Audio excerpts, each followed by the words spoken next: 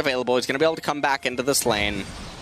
Not going to be the end of the world. SOFM now in Sword Art over here on the right-hand side. Yeah, Rift Herald will be started, but will be foregone for the moment. Suning with only a small lead at this current point in time.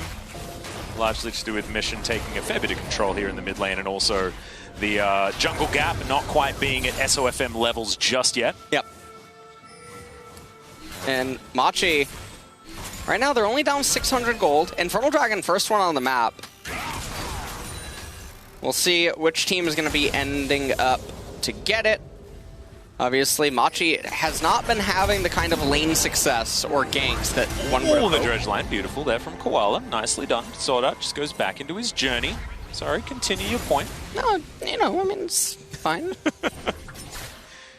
Very rudely interrupting there. It's, you know, it's totally, ooh, Bilgewater Cutlass! Yeah, he's going to be able to land that stun. Vanguard's Edge comes down. You can see PK, he's running in the wrong direction, but Bin having to contend with the turret and does have to flash, as the Empowered Shock Blast may have been enough to take him down.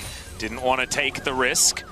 As the wave gets shoved in, he's going to potentially be denied this plate, but it looks like these minions aren't going to be able to take that one down. Ooh, PK is skating on thin ice right now. And so I think because of the proximity, Aurelia got no turret play right there, unfortunately. Yeah, I don't think so.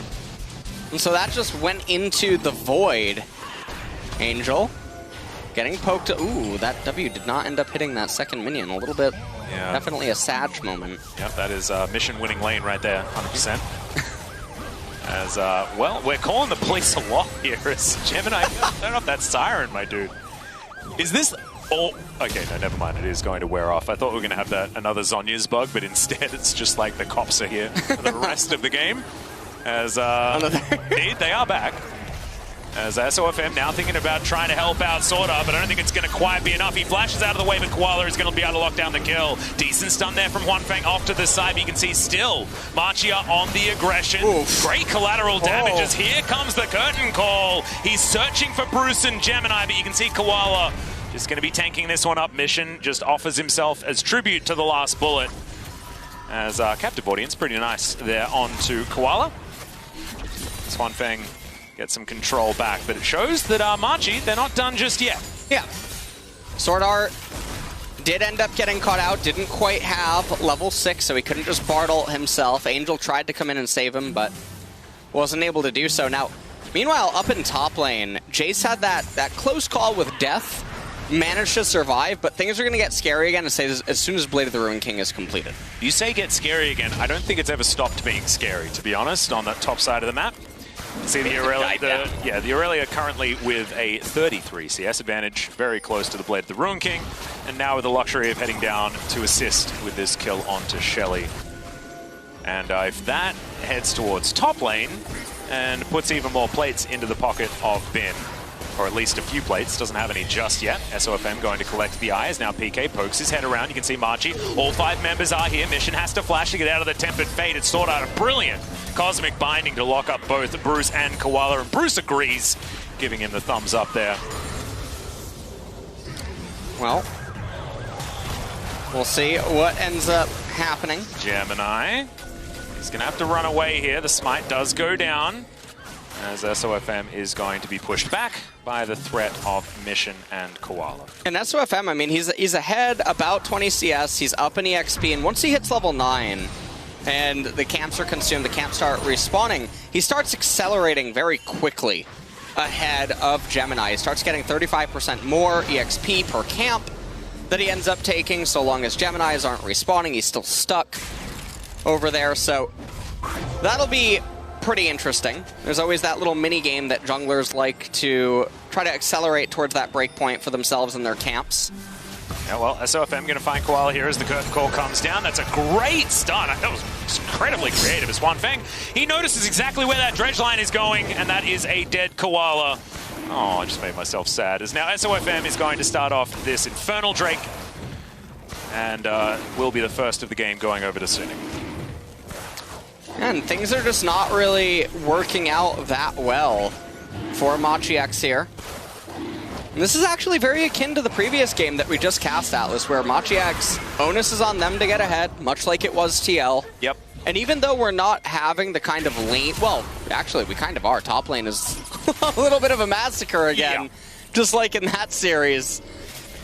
But it's weird. Yeah, you're right. It's very akin to that game, yeah. Different picks, different regions, very similar outcome. Yeah. As far as how this game is going. And I did want to, talk to you beautiful viewers at home and just talk about the way that we're talking about this game, because we are talking a lot about Suning being in a lot of control and winning, theoretically, but the gold lead was not massive by any means. It's just the fact that Machi, they needed to have much larger early advantages. Yes. And so despite the fact that the game looked close, it was absolutely not in the earlier stages of the game, and you can see that is only extending towards Suning's favor as this game progresses. It's going to take some mid-game genius from Machi to try and get them back into this one. They do have pick options, absolutely, but having a look back towards the top side really reaffirms the control that Suning does have, as SOFM does have full vision of what's going on here, as Mission's going to steal away the Gromp, but he's going to be turned golden, and the Facebreaker does come down. Sorry, it's not a Facebreaker, that's a big old taunt from Angel, as immediately Mission's taken down. It is the bear to get rid of the Gargoyle, as this magical journey will get Suning towards Bruce, who flashes over the wall. What? Another Cosmic Binding. This guy invents physics. Sword Art, you're ridiculous. That was truly interesting, as now Suning, they propel themselves to such a comfortable lead. Oh, Koala. Oh no, don't corner the Koala underneath the turret. One Fang. Okay, that Cosmic Binding isn't going to land, but the rest of the abilities probably will, and SOFM will clean this one up. So Nautilus dead, and this bottom lane outer turret probably soon to follow as well.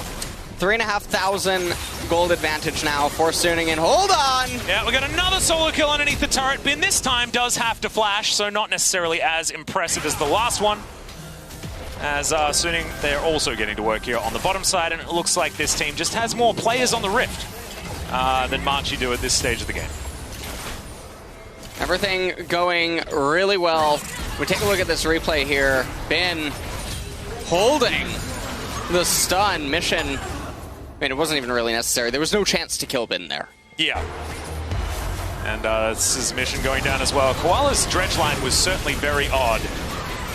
But yeah, Angel nowhere to go, but it didn't really matter. The rest of Suning were able to rally together, and without the Volibear being there, it's like, how does this happen? Sword Art just... Yeah. No, he finds Cosmic Bindings where they shouldn't necessarily exist. Oh my, you know what? Boris he's seething. Umbral Glaive on Graves. Oh, lovely. Oh man. SOFM gonna have to flash there as Gemini. He ulted in, but Angel just goes into his stopwatch. We'll see whether he can actually survive this one. The Tempered Fate gets rid of a lot of the damage there as Sword Art saving the rest of his team. Justice Punch comes through, and oh my goodness, could be an Aurelia party, but no! Unleashed Power denies it completely as Mission throws out the gameplay button, and Bin says that he can't outplay that one. He's been outplaying a lot, but you can't really do it towards that ability. Is now PK going to get slowed down? The curtains have been called. It gets rid of the minion wave. Is the last shot not going to land there onto Mission? They are still trying to make plays on the side of Machi, but it hasn't really amounted to enough just yet. 4,000 gold the lead for Suning.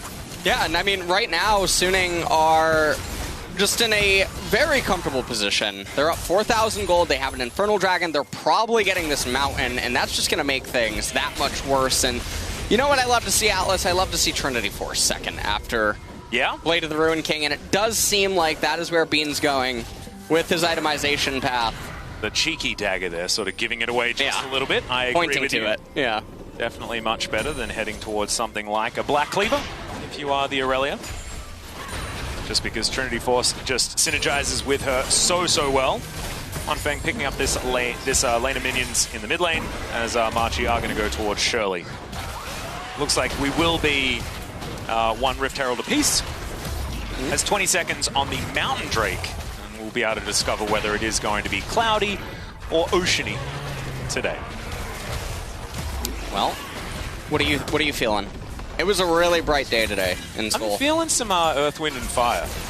That's what I'm feeling. So I think I'm with you there with the clouds. I think it's a very rainy day for, yeah. I think it's going to be ocean. I think it's going to be a very rainy day for North America. All right, well, Koala, that was almost a very cute play out of SOFM, but he may actually just, no, unleash power. Not going to be enough damage there onto SOFM. He had enough grip built up in order to keep himself alive, and we are going to transition into that Mountain Drake that was aforementioned. And unfortunately, this Nautilus is just falling further and further behind. Turret goes down towards the top side as Bin is 100% out of control. And Suning, it is in fact the Cloud Drake. I'm glad that we're on the same page there. Correct predictions here. But Suning not going to be able to find any sort of pincer move towards the mid lane, as Bin's taken down Gromps, things like that. So Grompulus removed. Mission going to pick up this top wave, and Bin has been unlocked to get elsewhere on this rift. 1 minute until the Baron spawns.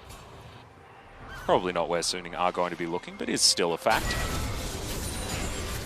And right now, Machiax, they're probably...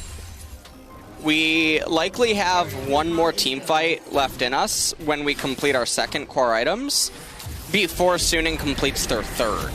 That's probably the timing that they're going to be going for, so... Oh, sort of. Beautifully done. Yeah. But I don't know. They're all grouping mid lane right now. This is the TSM Classic. Well, we've got a big flanking teleport here out from the Aurelia. Bin lying in wait towards this control ward.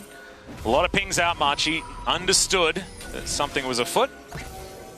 And Big going to go for the face check. They do find SOFM. The arrow connects! And it is going to be the kill going over to PK. Just a little bit overly aggressive there from SOFM. He does feel like every single camp on the map belongs to him. That one certainly did not. Swanfang will be able to take this red buff in the meantime. So, a little bit of punishment there out from Machi, and they will get themselves a bit of respite as a result. Yeah, it's a really good breath of fresh air for them. They're still down 5,000 gold and 2 very unfortunate dragons. But one of the other flip sides is that it is Cloud Soul. So, the third dragon of this game itself doesn't totally matter. Getting 10% ultimate CDR on Suning, not really going to affect the state of the game at 24, 25 minutes. Bin might die, actually. Yeah, I might be looking for it as he flashes. Oh, does manage to grab the kills. Now Gemini trying to fight him off, but the rest of Suning turn up, and Bin gets out alive! Magical Journey taken by Angel. That's going to get the Galio out of there as well. And take a bow, my friend. That was beautiful. Man, he's putting a clinic on. Honestly, the top laners today, they've been on point. I actually have just been impressed by most of the LPL top laners, to be honest. I mean, we've got 369 and Zoom other than Bin. Like, this is very stacked towards the top side of the map when it comes to the LPL. As Mission, he's got an R button, and he's not afraid to use it, but not going to find anyone stepping up into range. Well... Looks like Mission. Yeah, he's... Oh, well. Yeah, did you see the certain item in the inventory of Bin right now? Like, I don't know whether anyone can go anywhere near the Aurelia. Yeah, they might need Nexus turrets now in order to survive. You'll need to walk all the way back. One turret, not going to quite be enough to avoid getting bursted, as we're going to have a look in our Axe replay of the Aurelia managing to do what looked like definitely at least the improbable, as somehow he manages to teleport, and the Volibear not enough to be able to take him down. And everything's just going really well. We look at the inventories across the board. Almost the Zanya's completed for the Galio. Spellbinder almost ready for Mission. Jace continuing to go Lethality. Dead Man's Plate on the Volibear. And another serrated Dirk, actually, for SOFM. So really nice to see this. He might pick up the Yuumu's Wraithblade. And then after that, or Ghostblade. Yep. After that, pick up Lord Dominik's Regard, just to really complement the lethality that he currently has. Or we've seen the variation where they start going into crit items on Graves after picking up 2 lethality items. We'll see where he decides to go, or if this game even lets him get any further than his next lethality choice. Could theoretically just build all the lethality items and call it a day from there.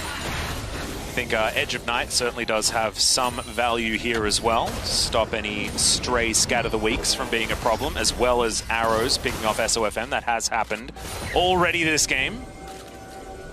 Rapid Fire Cannon completed by Huanfeng. who's just looking for an Infinity Edge to complete his trinity of crit items, as the dredge line just going to go wide. SOFM takes that as an invitation, as Bruce is going to get caught out by the Tempered Fate. Sword Art getting into position, does find the Cosmic Binding, but not the stun. Gemini has to flash to get himself out of the way, as Angel almost takes him out with a Proto Belt, as there's the heroic entrance, but SOFM is already dead. Two-man taunt comes through from Angel, though, who's looking to save this team fight, and Bin dashing around. Is he able to find Koala is the question. He's tanking up the turret. Angel grabs that aggro, as Sword Art will be able to soak the Shock Blast to keep his Gargoyle alive and soon keep pushing forward. In a really close encounter right there, they were able to get Graves right before he released collateral damage, which would have added a lot to this team fight. Some more members on the side of Machi would have probably went down. At the end of it, they're going to have their jungle stolen away. Cloud Dragon's going to be captured by Jhin. And the gold lead's almost 10,000. Yeah, and we've seen SOFM get caught twice already, just by himself, and also, well, I guess not by himself in that last team fight. However, he was popped very early. But you have a look down at the CS numbers, he's 50 CS in the lead. This guy's 2 levels above Gemini. He's 100% doing his job, making this Volibear as useless as possible. So let's have a look at this fight one more time. Angel played this one beautifully. Yeah, I mean, they just get in there. Now, fortunately, Koala does lock up Graves, and Mission is able to bring the kill onto SOFM before he adds any chaos to it. But no matter what, Suning, they just march forward with their wallets. Yep. This is starting to get to a very heavy wallet situation, absolutely. It's Mission back on the Rift. You can see PK off to the back, but he's got a couple of lethality items, but doesn't really have much use here in this game, as Angel might have been caught out. There's the Tempered Fate going to land only onto Mission, as Justice Punch is interrupted by Koala. Angel does go golden with his Zhonya's, as SOFM is going to get dredged. But you can see now Bin finding his way into this fight. The Vanguard's Edge comes out. That's going to be that first kill, as the Unleashed Power does basically nothing to Bin. Avoids the Scat of the Week with the stopwatch, and he's going to be able to walk out of here for now. SOFM looking to try and flank, but the volley is going to slow him down. Teleport comes forward as the 4th shot does a lot of work onto Mission. And now who's chasing who? Is Angel full health now as he comes back into the fight. And SOFM over with the Blast Cone. That is going to be a dead Bruce. And how much more can Suning gather? As Koala down to 200. PK tries to find one, but SOFM not going to be falling down this time. Scat of the Week avoided expertly by the rest of Suning. The magical journey comes through. Bin, the one that's very comfortable dashing on forward. And that is going to be the chase down onto Koala. Bin not going to be able to find it. That is going to be the execution as Nautilus does go down. Well, seems like Suning now, they're going to pick up the Baron. This will almost persist into the Cloud Soul as well if they don't manage to end with the Red Bull Baron power play. We'll have to see what they do manage to get with it. Yep. 3 minutes now of split push heaven for good old Bin here towards the top side. See whether they're going to be able to stop him. I don't know how it's going to happen, as we're going to have a look at this one once again. Angel just saying no to death. This is definitely a pretty interesting team fight, because I felt like Mission had such a good performance in it, and he was really helping push back Suning, that we're in such a commanding spot leading up to this whole fight. And Machi, I mean, they had a really good team fight, all things considered. Just didn't quite have enough in the end, especially not when Angel re-teleported back in. Yep, and I'm really glad that we did focus on the replay. However, there was a double kill that happened in the picture-in-picture. I know you guys could have possibly seen that one. And that's Bin grabbing a quick couple. Bruce going to be turned gold here as well by Sword Art. That's the double taunt, beautifully done by Angel, and this will be the ace completed by Suning. This has been a massacre start to finish. Has been very close to falling just there. Did manage to nullify a bit of that damage, I guess. But now we'll be able to stack up that fervor and get himself home. Teleport is available, and it looks like Suning are going for the end here at 27.5 minutes. Gemini has respawned. Mission going to be up very soon as well, but the Nexus turrets won't.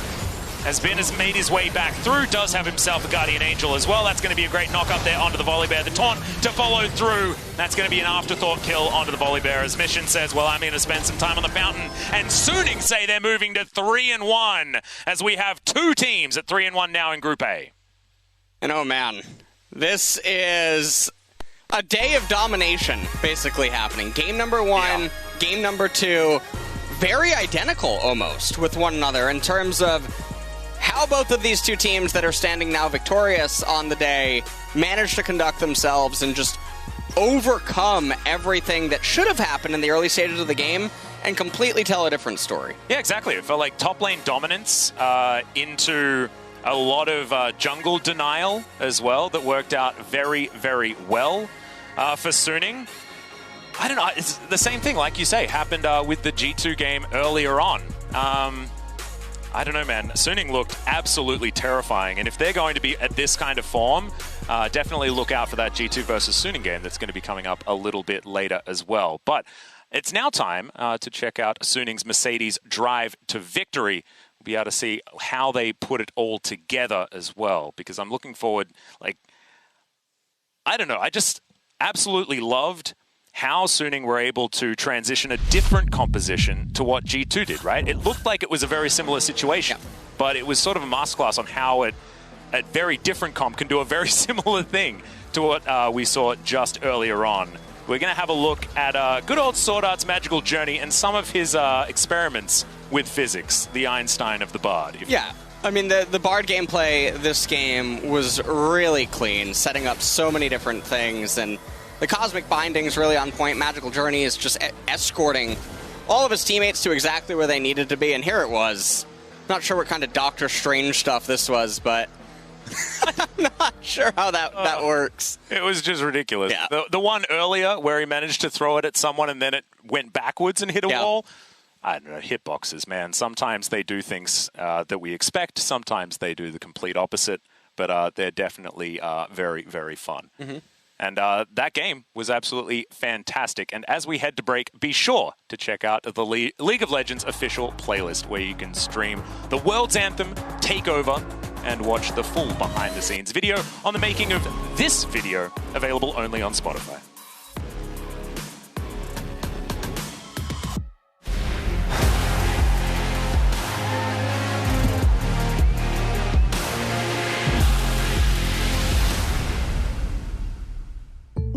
Jake from State Farm. I would like to formally extend my gratitude for the Russell rate on my insurance. Do you mean surprisingly great rates from State Farm?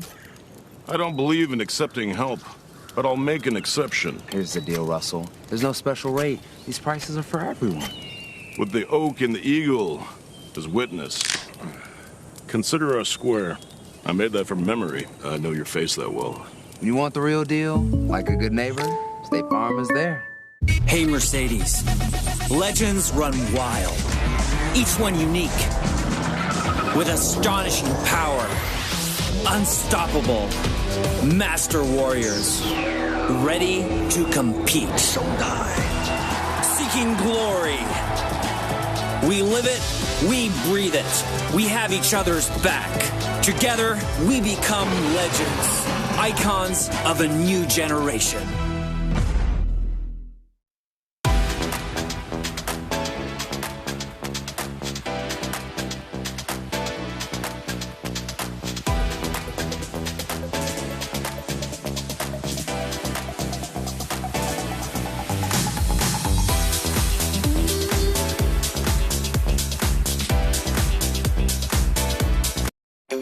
Buy the latest iPhone from Vodafone. And thanks to our annual upgrade promise, you can then get the latest iPhone every year with no upgrade fees. Yeah, you heard that right. That's the latest iPhone every year with no upgrade fees on our annual upgrade promise.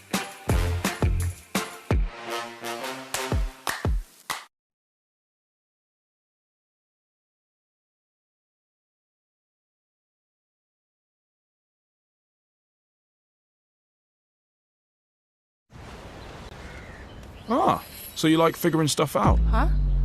Come on. Can you solve this? Yeah. All right, clever clogs. Can you get all this done? Whoa! Sorry. Easy. Or maybe you can boss it. Maybe 2 more over here.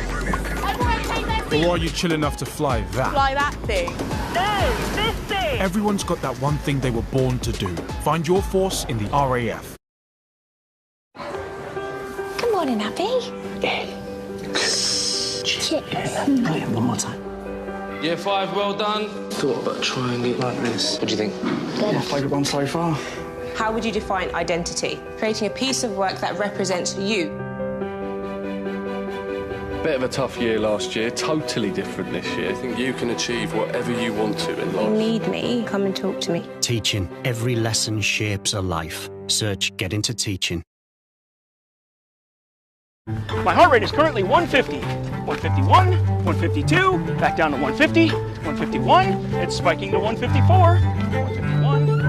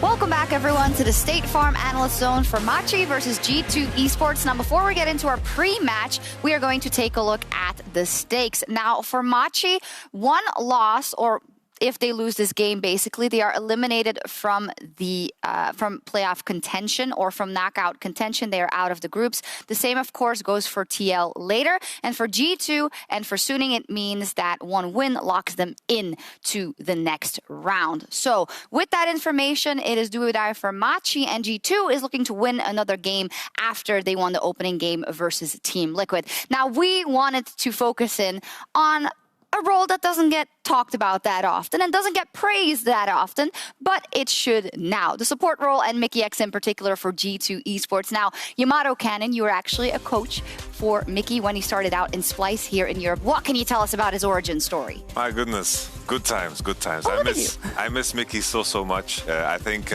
when we found him, I think that was the only good thing that ever came out of Dynamic Queue, because there was no solo queue at the time. So we were playing fives. It was me, Spirit, Kobe, and Mickey was just solo queue player at the time.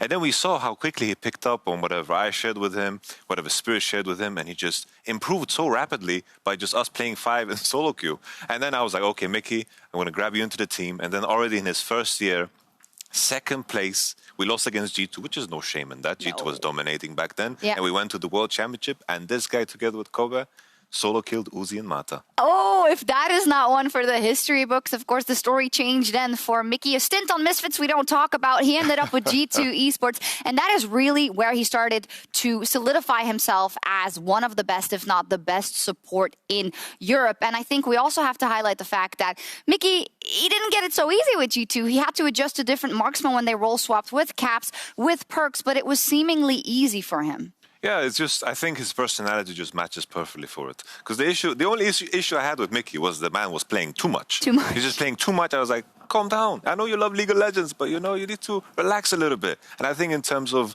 the approach that you need to have when you have someone switching from mid, Perkz for the first time going to bot side, I think you just need to put in a lot of time and efforts. And Mickey and Perkz share a love for the game, and it was noticeable in the off-season. They played so many solo queue games, so many games, and for that, Mickey is just the right person for it. He is. Well, could you just look at the camera, please, Mickey? We're trying to talk about you here. Just kidding, of course. Last year was a huge success, but I want to focus in a bit on this year and then Mikyx in particular. He had the wrist issues, of course, also last year. That all seems to be behind them. What can you tell me about Mickey and how he's been performing with G2 in this World Championship so far? Honestly, it's great to see him perform so well because, it's crazy to think for me now. I know Mickey in such a rookie-like, because I worked with him back then. But now he's a full-fledged veteran. The man knows how to perform when it matters. He had the wrist issues, which I think also gave him the chance to recognize that taking breaks and taking a step back is going to be beneficial for you. And I think he has nailed that combination of how much he needs to play and to perform when it matters. Because coming into the group stage, he is an absolute monster. He has been. I mean, the cheeky ward play here versus Suning was so important. This game that they ended up losing, he tried his best on Alistar as well, but unfortunately ran into a big core JJ. So let's define what we've seen from Mickey now and take it in the context of what G2 is trying to achieve here, which is a deep run in the tournament, but for today, a first place in Group A. That means they'd have to beat Machi right now and Suning later. How does what you've seen from Mickey, his playstyle and his initiative, fit into the game plan that G2 needs to do well here on the day? I think we've seen so many different sides of Mickey. I think the bigger the responsibility, the more confidence I have in G2 to win. When he had that Bard, a champion that has such a powerful ultimate in order to set the team up, he basically dominated the game on his own. When he was on the Alistar, the level of agency he has is not that big. So I just want to make sure that he's in a position where he can do as much as possible. Maybe put him in the mid lane. Maybe he can become a mid laner, play an OP role. No, of course he can't do that. Maybe he pulls out the Gragas, maybe. But I doubt it in this situation. I just want him to... Honestly, I think that's a good one. I want to see Gragas support. You want to see Gragas support already? So we keep that, in the back pocket maybe I shouldn't for have later. revealed it. Oh, no. Regardless, now they're up versus Machi. They won that game the first time around. But, with G2, sometimes you don't know what you're going to get. What do you think they're going to focus on in this game versus Machi? I feel like that loss against Team Liquid feels like some of those best-of-5 losses they had in the double elims in playoffs in the LEC. I think now they're kicked into new gear. I think they know what they need to do in order to get the games that they're supposed to be winning on paper. They're going to come in with a solid idea, maybe the same approach as they did against Team Liquid, because this is a way that G2 knows that they can pick up wins. Maybe against Suning, they're going to bring it back and play, what is considered the meta. But for now, I think G2 just needs to keep it simple. All right, let's see what happens. Mickey is having a standout tournament so far at Worlds, so we'll see what he can do after this.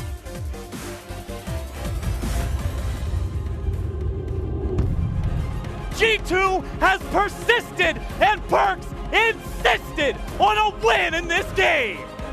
But it was Machi with better control, strangling TL out of this game.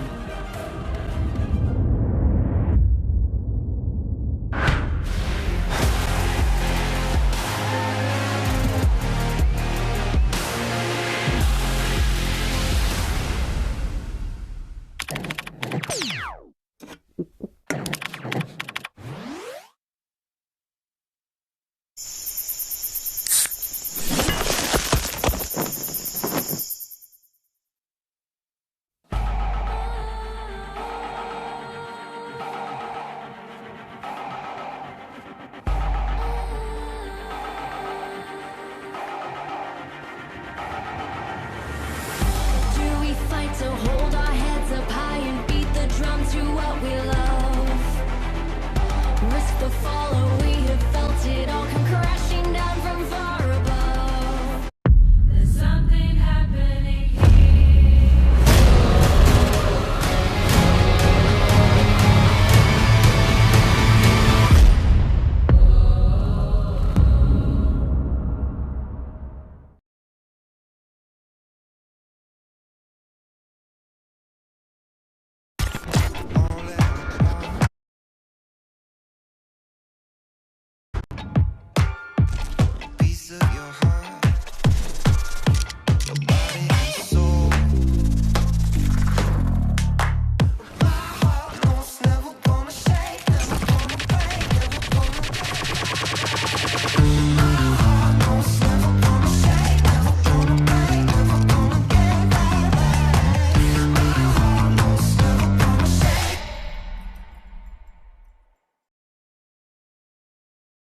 back.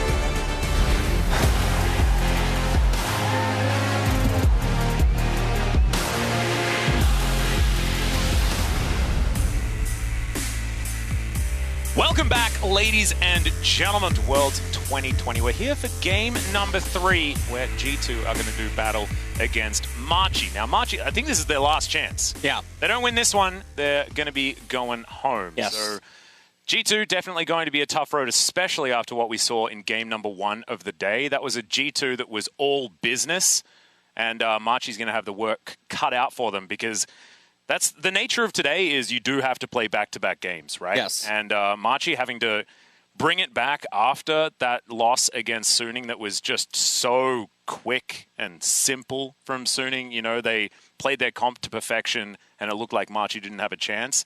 That's one of the most difficult losses to come back from, and if they're able to, it's going to be huge props to them. But it is still going to be a very uphill battle against our other 3-1 team here now in the group. I feel like the worrisome thing is, like, PK just went up against Bean, who just dominated him, and the game before that, Wonder just was completely on fire in that game, Sylas versus Lulu, and so top laner might be feeling a little bit agitated, but maybe all the other players are actually looking at that game like, wow, we were really, really far behind, but we still put up a fight in some spots, and maybe that invigorates them with the do or die coming into this series now against G2, and another chance for Renekton. That is very true. This time, a chance for G2. Wonder could be bringing the Lizard towards the top side of the map, so keep your eye out for that one. Currently, it is the Volibear and the Syndra to be banned away from Gemini and Mission if you're looking at the last game, but of course PK could be playing the Volibear towards the top side of the map. Twisted Fate not going to be allowed this time, either as the set is the final ban on the blue side. Try and remove that one from contention, of course. Zed can be one of those champs that you first pick, but it looks like G2 have their eyes elsewhere. Nidalee's still available, Graves is still available, the jungle is where I'm looking at, because there is a lot of priority still left up. Lilia's still there as well, so maybe a jungle first pick isn't even going to be necessary, as the Nidalee is going to be banned away, but Graves for Jankos certainly standing out in my mind, as Wonder is going to offer the Jace and the Aurelia. Cheeky devil. Ooh. A little bit of BM going on here right now. See what he ends up locking in. I have a feeling neither of these champions. Yeah, it's going to be Lucian. Captain 100% win rate, possibly towards the mid lane, but of course could be going into Wonder's hands as well. As let's see what the answer is on Machi's side. Oh, it's very difficult to pick Renekton now, as you could be facing down against a Lucian that does have a decent time in that matchup if they want to flex it. But Ornn is still up. He's too busy focusing on the Crocodile. We didn't realize that the Forge God himself was still there. And the Graves is going to be locked away as well. So 2 coveted picks here from Machi at the beginning of their draft. Yeah. And I mean, that's a lot of scaling, obviously, with the Graves and the Ornn on the same team. So we'll see what ends up happening. Now, that Lilia is interesting, because she can go top lane against Ornn. Ooh. Which could mean that Lucian could end up in mid. I wonder whether they'll keep the Lucian flex alive. They could certainly do that by taking away a priority 80 carry. Something like the Ashe could be an option here. But Sylas could also be considered, one of the old thought-of counter picks into the Ornn. But the Shen, another option as well, and that is what they're going to decide on. Still flex options, you know. Shen can go into a whole bunch of different lanes, and the River, if he would like to, as Orianna is going to be snapped up very quickly by Mission. If we're looking down the tier list of champions that have received the most bans so far at Worlds, Graves, Ornn, and Orianna are well and truly at the top. So Machi certainly grabbing the power picks, one could say. And there's definitely not going to be a lot of bonus on them to make things happen, with the picks being the way that they are right now. So they're kind of taking the Suning approach to things right now, immediately following that game. Caitlyn now getting banned away. But still, G2, all of those champions are flex. Shen can go jungle, support, top. River. There you go. Lilia is able to go jungle and top lane. Lucian, top mid, and 80 carry. And so it's very difficult for Machi to know where they're necessarily going. And so Caitlyn and Twitch bans being allocated So trying to remove hyper carries off the table, probably trying to get perks to go on to Ezreal or something. Yep, Ezreal is sort of the last one remaining here, as Bruce also with the option of picking that one away if he would like to. Perkz might need to dig into the very bottom of his bag of tricks for this one, as Ezreal likely to be locked in here, and you can see Bruce already hovering it. But Leona was banned away from Koala as well. So we're going to have a lot of that CC and early power. And with this happening, I wonder if we'll get something spicy out of the bot lane now. Yeah, I wonder if it... Well, I mean, Jhin is still up. Jhin, yeah. It could just be Jhin Bard, right? We could just see that. Jhin Bard would be interesting because if you don't take Bard and you take Jhin, Bard and Ornn just create nightmares. Yeah, but right. the thing for G2 right now is they have to really run into Machi with their champions. Ornn is already very good against Jhin. And no, it's not going to be Jhin Bard. It's going to be Jhin, and it looks like Alistar and Mickey. He had a pretty insane performance on Alistar this tournament so far. He's just been pretty good this whole tournament. It doesn't really matter what he's been picking up. I wouldn't mind him playing the Bard, because he's also had fantastic performances on that. Rakan being considered definitely a favorite of Mickey's, and that is what he's going to decide on in the end. Certainly engage options. I love Rakan Shen. Does manage to keep him alive, deposits the Shen in there, and he can battle dance out as well. And I think this is going to be a game that's going to revolve around Jankos and how effective he can be at putting Caps forward, allowing him to lane Kingdom against the Orianna. And this is definitely G2 taking a different approach, as this is going to be domination from very early on, especially in the mid lane, making sure that Jankos has as much space as he can to get his Lilia around the jungle and scoop up all of those camps, as Gemini tries to do exactly the same thing on the Graves. And we'll see if G2 are going to be able to get those advantages and unlock the Lilia and the Lucian and to start snowballing out of control. That's basically what the battle is all going to be about. So both of these teams are now on the opposite ends of the spectrum from where they were respectively in the games they've already played today. Yeah. So seeing them pilot the approach will be very interesting. Machi obviously wants a very stable and slow game. They want to get to the ornaments and then try to get to the point where their champions can just fall onto G2s without much difficulty. And I actually really love the approach psychologically from Machi as well. I think it's brilliant to go for more of a slow-moving composition where you don't have to make the early aggressive moves if you have just been beaten in the way that they were against Suning. Because you then get to sit back, you get to understand that all you have to do is weather the storm, and then theoretically your composition will be able to get to a point where it's going to win. And the amount of Ornns that have got to ornament items and been able to stabilize games has been very high this Worlds, which is not what a lot of people were expecting considering the scrim meta moving in, but when the pressure goes up, so does the game length. Yeah. And Ornn certainly is able to capitalize. Not to mention, like you already said, I mean, there's Orianna and Graves in this squad as well. And so they are going to scale excellently. And even Ezreal. I mean, man, this is a late game dream for this particular team, and especially with sort of self-winning team fights with the Ornn, Shockwave, and everything else being piled in on top. So I do like what Machi have done, but G2, they know how to just switch it on. They know how to turn on a dime. And this is the team that doesn't have the onus on them. They can play fast and loose, and they don't have everything to lose in this game, right? I mean, victories are going to be very, very important. Do not get me wrong.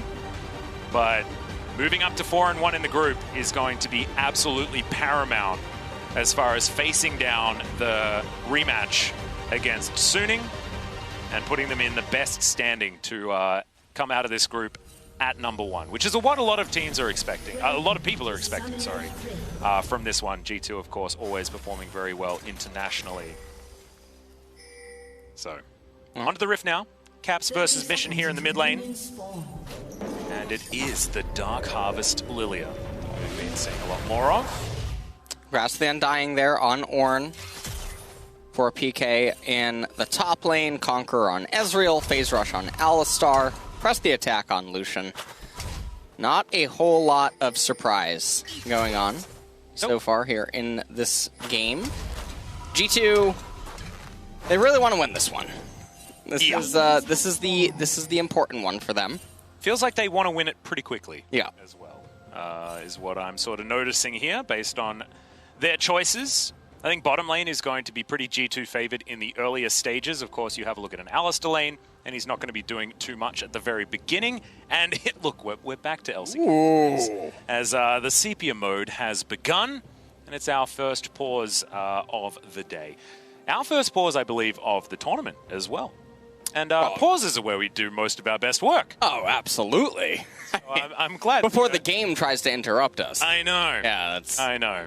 And so, how have you been enjoying Worlds so far? I haven't really asked you that question so far. No, I've really liked it. I feel like this Worlds has been the most interesting competitively. Yeah. The plans, I actually think, were way better than previous years from a viewer standpoint. And even from a analytical standpoint, I think the games were just way higher quality. I made a tweet about that wildcard regions were really showing up a lot better than in yesteryears, and I think that's obviously really good. But overall, the Worlds experience is pretty nice. I'm looking forward to see who's going to get to quarters, and then how's it going to wrap up, and, how does Damwon win it all? I'm actually really interested in when or if we're going to get top versus Damwon, right? Because the draws into the knockouts, they've been against us in the past. We had IG versus KT 2018, which is not necessarily what we wanted.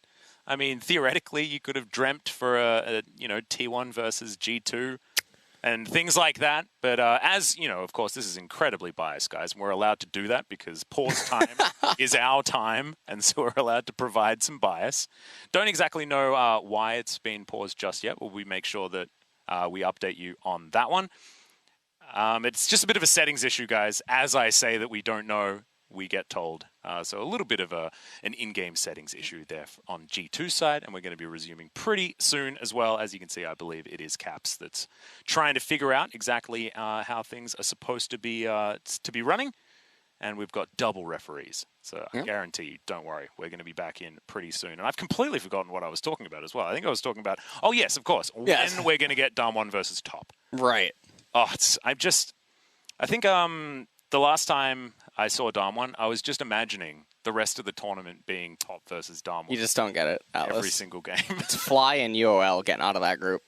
Oh, really? Yeah, that's it. Whoa. Is that on the script? It actually is, yeah. Oh, okay.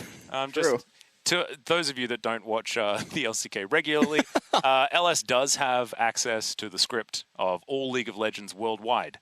If you watch his co-streams, also has the script for those, and often does take away all of the surprise for our LCK matches where he just reads the script.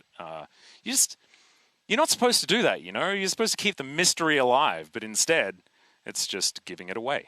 That's why we end up talking about Pokemon and things like that. True. That is indeed true. What I said, I was never going to talk about. So let's bring it back to this particular match. G2 versus Marchi. This is G2 teetering on qualification.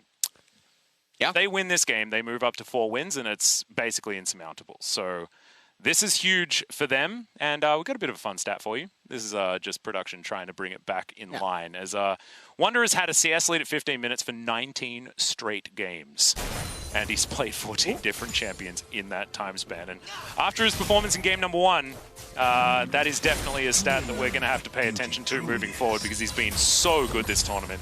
As we are back into the game, and there's some happy bees out from Marchi as well, showing that their mental is in order at this point in time, as Perkz gets a very nice trade onto Bruce. But that's how we expect this lane to go, as Wunder is just going to be smacking down onto PK. The Shen power, even taking a turret shot, still wins the trade. Yeah, still wins the trade. We'll see what he tries to do on Wave 3, or if there's any shenanigans that are going to go on there. Caps, meanwhile, perfect CS up until this point currently. Gemini clearing into his blue side jungle, actually smites the blue camp. Sometimes you just want to get it on cooldown as soon as possible, If it's available, then, you're wasting cooldown time, is my opinion. Yep. So Jankos does have his flashback available as well. See how quickly he's going to use it as he's clearing his top side. Has full cleared the bottom of the map. And we're just waiting for these Rift Scuttlers to come up to see whether our junglers are going to interact with one another. As Caps utilizing the extension of the Piercing Light that was in a few patches ago to take down Mission's health bar just a little bit. As Perkz and Mickey make their way back down towards the bottom side of the map. Koala does find a really nice double pulverize here as Bruce. Not a lot of follow-up damage necessarily. But Koala certainly putting some fear that is in the hearts of G2. Beautiful Alistar skin, by that looks cool, right? really, really, really nice. Here I was thinking you were going to analyze the play. That's ridiculous. Wow. I was just so captivated. Yeah, I know. It is by the Alistar skin. Well, Gemini, I mean, he picks up the Scuttle Crab. He's starting to path into mid lane. Any time that you can relieve pressure from Orianna, who already is somewhat good against Lucian in the solo lane, it's always a good time. It is. This may not be the best time for Jankos, but does manage to get his red buff to work onto Gemini. This Caps does have teleport, surprisingly. Has another pulverize here towards the bottom side. Mickey very healthy. The ignite down onto Bruce, the flash forward, but the stun from Koala denies Perkz the auto attacks. And now he's reloading. Does get the bullets back into the chamber, but it's too late. Bruce is going to make his way to safety. So both ignites burnt from the bottom lane, but flash now down for both of our ADs as well. And Bruce, of course, with the teleport, so similar as far as bottom lane kill threat is concerned. Gemini, speaking of which, is going to take a lot of damage from Caps, but Mission teleports in, keeps his jungler alive as the orb spots out Jankos. Yep. And Jankos, I mean, he takes away a camp from Graves. He dings level 5 as well. Now they're going to come into mid, they're going to shove together, and this is going to allow Caps to get yet another reset off. Ow. Because he doesn't want to play this lane after that trade with Graves. He's too far down in sustain. He has no potions. Even though he has the pickaxe and a call, it doesn't really matter because Mission's just in such control of the lane. And again, I mean, this is another one of those games where Mission is doing fantastic despite things around him maybe not going as well as he had hoped. Is this all a bait is the question. As you can see, Gemini making his way back down. Perkz does stop it. It's now Koala and Mickey fighting momentarily. Mickey's just going to grand entrance in place for fun. Gemini looking to take down this Mountain Drake very, very early. We've had late Drakes so far today, but this is certainly an early one out of Marchi.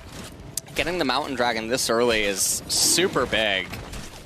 Just a little bit of extra armor going Orianna's way, going Ornn's way inside of the laning phase. It's really big for them against the champions that they're against. And Orianna, we'll see if she ends up even picking up a Seekers, but it's nothing to really scoff at. Doesn't quite give her like an extra armor rune in terms of stats, not at this current level, but Caps will definitely notice some damage. This is going to be a little bit off. Yeah. Having a look, Wonder in a little bit of trouble here as the Ornhorn does come down. Knockup going to be flashed there as in goes Koala with the gank. Double knockups come through as Wonder looks to be absolutely fine. Unfortunately, these are two burly champions, not with a lot of damage at this stage of the game. They look like brothers. Yeah, they really now Alistar has that skin. The big Bash brothers. Yeah. Well. And Wonder, I mean, he's just been able to farm the entire wave before resetting, and that's going to be a nightmare. PK just reset. Yes, Ooh, a little bit short there on the grand entrance, but they do get Mission's flash, and that is absolutely worth for Mickey. Yeah. Now, Wonder, he's going to reset, and he's resetting with 20 more CS than PK did. Oh, God. So, we're going to get some pretty big item discrepancy here in the top lane in just a bit. Now, Ornn, obviously, the Forge God, he can build items inside of the lane, so it's not as catastrophic as it would be for some other champions, but G2, they're in a very comfortable spot so far here in this game. Yeah, it's a Tiamat and change for Wonder as he goes back, teleports right into the minion wave, as that's the shockwave onto Caps to try and keep Mission alive. Defensive shockwave for the mid laner of Marchi, but that will keep him up for now and positioned in this lane. Not a lot of mana there for Caps as these command attacks are working out, but Jankos in position. See whether he can canter around and grab himself a kill. As there's the bowling ball, and Drowsy is the Orianna. Flash gets past, and Caps gets in there. All too easy as now plates will come in as well for G2. Yeah, and Lucian is now just going to get further and further ahead inside of this laning phase, so really good here And also, because Mission's being a little greedy, he's not going for the Seekers, perhaps because he's respecting that it's hybrid damage coming in. Yanko's obviously dealing tons of magic, Lucian physical. Maybe he feels like he doesn't get enough value, so tries to just go double Dorons. Whoop, there's some layering of CC, but that's a really good introduction there from Koala as the flash forward. Gemini flashes out, not going to get tagged by the Q. And the Graves will survive for the moment, but double flashes there for both of the junglers. And we'll keep things interesting there as Shelly going to be started off. And Cap's going to eat some honey fruit there as well to keep himself in the mana and in the health bar. As G2, this is what we were expecting, right? They did need to make early moves, and they have absolutely done that. As I talk about it, Knockup avoided there by Wonder. As in goes the Ornhorn, the Ram comes down. Not a lot of mana for anything else, as the Brittle is procced, and PK will win out in the trade. And Jankos, he's going to pick up the Rift Herald for himself. Another big trade. I mean, the action just doesn't stop. It's only level 5, and Perkz had a 4th bullet to give over to Koala. And Bruce unable to follow up there either, as this is a lane they shouldn't be fighting like this on Marchi's side. This is Ezreal Alistar. They don't really do that much earlier on, especially when you've gone tier Cull. So Koala maybe getting a little bit more hyphy than he necessarily needed to. And it's 2,000 gold at before 10 minutes. This is huge from G2. Yeah. G2 are in a very comfortable position. This is the type of thing that this comp needs to do. It has to get ahead. Well, blue buff. Watch out. Eep comes down there as Gemini gets himself over. Bowling ball will miss. And Wonder was thinking about cheating down, but you can see Mission, he has roamed, as has Koala. Jankos still waiting here. And you can see, yeah, Jankos, he's skipping going to his camps in favor of shadowing Wonder to make sure nothing happens to him so he can try to get that crash in freely. Now, in doing so, it is going to delay his clear a little bit. So he's not going to keep accelerating as far ahead of Gemini as he could have, but still, everything is very stable. Infernal Dragon's up, 35 seconds. We're going to take another look at this replay. So, Koala and Bruce, they think that Perkz is alone, but Mickey was really close by. The quickness into the 4th shot. Yeah. Mission now, I mean, he's going to solo the blue buff. He's taking a little bit of damage from it as well. Looks like he should be okay. Amazing that Perkz was able to avoid most of that CC just with a Rakan without using his flash. Ooh. Brilliant stuff. Looks like G2 are looking to snowball the Caps lane. Oh, Yanko's big blunder. That's not what you want to do. As the passive did a bit of damage there to Mission and absolutely trolled the Lilia. So it sometimes happens, you know. And that's a problem because Jankos didn't want to be resetting right now, but he's forced to do so because he doesn't have any HP. Infernal Dragon's up. Yeah, this will be the second Drake, of course, with the early Drake take by Marchi. If he gets anything on his reset. He's waiting. Okay, he's going to get Ionian boots. So a little bit more high value than we may have expected. And you can see Marchi there playing pretty delicately around the advantages that G2 already have. We have to remember that Marchi do have a comp that scales really nicely, but scaling is maybe a dirty word in this particular game, as the lead for G2 is only expanding. And we talk about these leads as needing to get to certain benchmarks to know whether you're ahead by enough. What would you say a benchmark for around 20 minutes is for G2? How far ahead do they need to be to feel comfortable?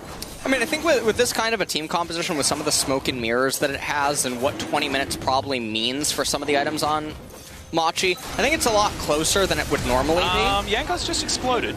As Mickey goes in with the grand entrance, finds the quickness onto Gemini. They're looking to try and trade junglers.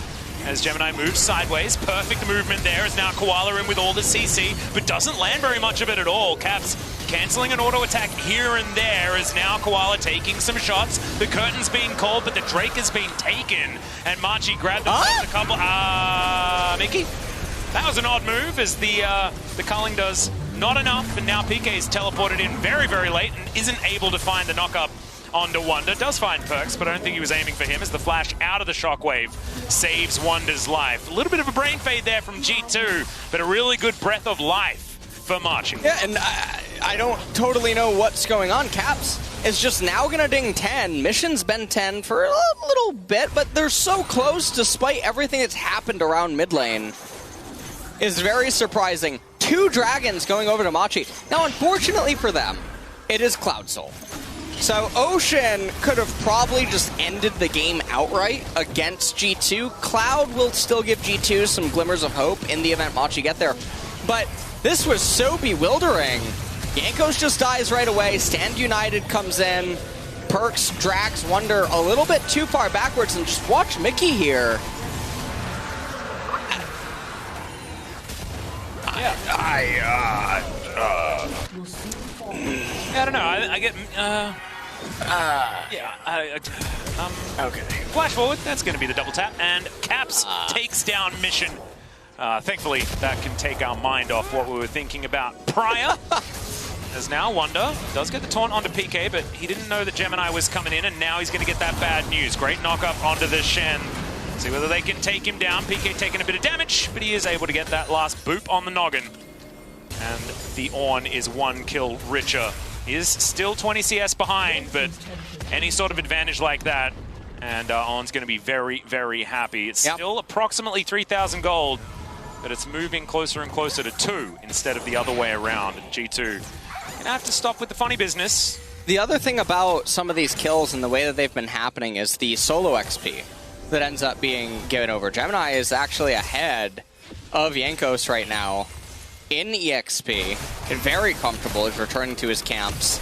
And, I mean, Jankos, he's having some of his own camps taken away from him by his teammates. So, Perkz and Mickey, they're going to get a little bit more under their belt right now. Yep, some nice items for Gemini coming in as well. Does have his serrated Dirk. It's going to be a decent power spike for the Graves as far as his damage output at exactly this point in time.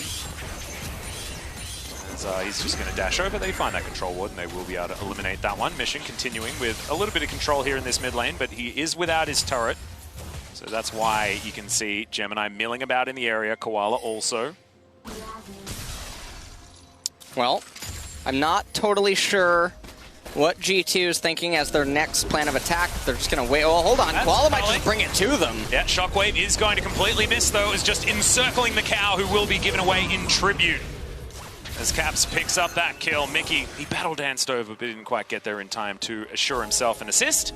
This might mean Shelly number 2 does go down in favor of G2, as now Gemini spots Wunder, but is able to quick draw his way out. He's going to be absolutely fine. As Jankos just doing all of the shellfish in the river at the moment. Well, Jankos picking up the second Rift Herald. Now, the thing is that the mid-tier 1 has already been broken down.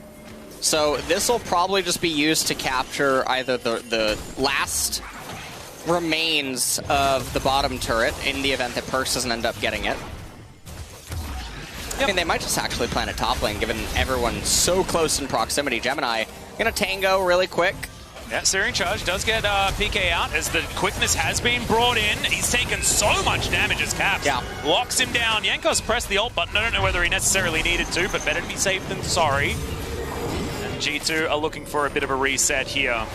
First back comes forward. Jankos very close to the Liandry's. Is okay. In comes Machi. Looking for Wunder. The backs were completed. That is going to be the dash out, but the Shockwave pulls him right back at Mission, locks down the kill onto the Shen. Yeah, and that was a pretty good pickup because 30 seconds on the Shen. He's probably going to have to use teleport now, or I'm not sure if Machi's just going to start the Cloud Dragon immediately and what the response is going to be because he doesn't have Stand United. So, Caps right now trying his best to complete towards the Miramana, did complete the call, already has the Essence Reaver. Liandry's probably very close for Lilia. On the flip side of Machi, though, Ornn very close to level 13. Yeah. So he starts getting the self-ornaments, almost has that Forge Fire cape that's going to be ready, as well as the Infernal Mask. Bruce also pretty close as well. They really want to get this Cloud Dragon, and then that'll bring the game to Soul Point, and that's a pretty scary situation for G2. Yeah, Soul Point for the team that has the scaling advantage as well is absolutely terrifying. As in comes the curtain call. They're looking to try and take down the Drake, but they're not going to be able to. Knock up onto PK there, is taking a lot of damage. That's the shockwave, but it only lands on a Mickey, who tries to battle dance out. Not quite able to. It's a 1-for-1 so far as now Koala is on the run. Wonder so close to death as the Mystic Shot will catch him on the end. Bowling Ball tags Mission, but otherwise he's going to be absolutely fine as Cat goes on over, takes down the cow eventually. As Bruce Arcane shifts his way out, it is going to be an even trade, but the Drake went over to Machi. And G2 trying to go aggressive, but great defense being played by Mission here on the Orianna. It's a great position for Machi right now. Yeah, Machi, they're only down 2.8, 2.7 thousand gold right now, and that's a fantastic spot to be in. And like I was mentioning, they probably feel a little bit bad that it's Cloud rather than Ocean, given that Ocean could have just likely outright ended the game. Yeah. But this is still a fantastic situation for them. The ornaments are going to start being bestowed soon. Orin's going to ding 13. Shortly thereafter that, he's going to be able to give Ezreal the Frozen Fist because of Mirror Mana. That doesn't just give him the enhanced armor, but also the extra mana converts to some AD that ends up being given over, so that's nice. Okay, bit of a knock up there onto Koala as Gemini shows up, doesn't find end of the line damage onto anyone, and that's going to be that. Caps will take down the Rift Scuttler, and that'll be the end of the story. I think I feel it, by the way, Atlas. Yeah? I can, yeah. You know in those movies when you can feel the evil presence? Yep, yeah, I can. I can. Is it the music? Is there like... No, I think I sense Boris. Oh, no. Gemini is, yeah, I think he's in his ear. I don't know. I can feel an edge of night, and I'd be okay with that. I feel the phage and the Kindle Gem. Oh, really? I can sense the tremors. Oh, oh dear. Oh, no. How dare you? You read the script. I decided to go off it because I still had faith and hope, and now you've murdered it. Oh dear, we need to look elsewhere. Let's have a look at Jankos. That's a really nice mask he has. That's all I got. 6-0-0 though for Caps. He's already capped out his bounty. It's exactly where a lot of the gold on G2 is residing. And remember guys, this game has the 100% win rate champion in it, which is Lucian, the last remaining one of those that we have here at Worlds. He is extraordinarily strong, but we'll see whether he's going to be able to carry the rest of his team. Teleport forward. Double Essence Reaver was purchased there and was bought back. And that was as the teleport was going, so unfortunately Caps is now sitting on a lot of gold that he wasn't able to sell. Didn't waste it. Yeah.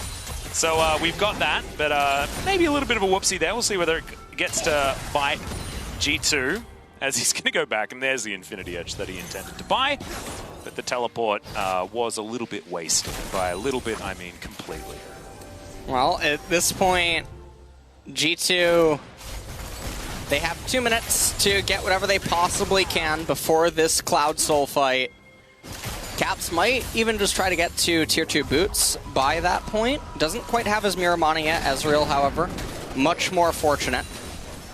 And PK, we'll see if he can ding 14 before that fight and hand over at least one upgrade, which is going to be on Bruce. Yep, he probably wants to get to level 14, back, grab his Forgefire Cape, and then they can look for another fight with an extra ornament and 2 on the Ornn, which is going to be a huge swing as far as power is concerned. 4,000 gold, the approximate lead here for G2. Have still been able to retain the snowball somewhat, but it's starting to become more and more difficult as this game goes on. Need to find something creative, I think, as 1 minute until that Cloud Soul rears its head. The one fortunate thing for G2 here is that I don't think Orianna nor Graves are going to be able to complete their second core items prior to this fight. Ooh, Orianna does have a Spellbind. Oh, she did just get it. Okay, so Spellbinder is completed. Will Graves be able to come up with the gold? I don't think so. And so there is that little benefit there. Oh dear, Koala taking way too much damage as the culling. Not going to follow him over. It's just a pesky bit of wall in the way. Caps is going to chunk out the Alistar, and that is actually going to be a big deal. The Alistar now without the flash, only having the Hex Flash to rely on. Dancing Grenade doing some work there on the minion wave for perks. It's the right time to chunk out Koala there, as now G2 will have some vision dominance. Taunt not going to land, but PK still taking a bit of damage. Good snare comes through, but the Searing Charge will be buffered correctly. PK escapes, but does lose over a third of his health bar. And that could be important. Well, keep your eye on Caps, guys. He's got 3 items. They are going to be able to take down this Drake very quickly. Curtain Call comes in. Not going to be able to land the first couple of bullets, but the third one will connect as Gemini getting chunked. Caps down to half health as well, but he does so much damage. See what he's going to be able to get done. It looks like they're not looking to start a fight. The Dragon was taken, and now we move back into a pause. It really is an LCK kind of day. This really is an LCK kind of day. I think you're looking exquisite, by the way. Oh, you too. Yeah. You too. I think your tie looks especially expertly crafted. Yeah. You look like you have an ornament on. That's how... Really? Yeah. Which one?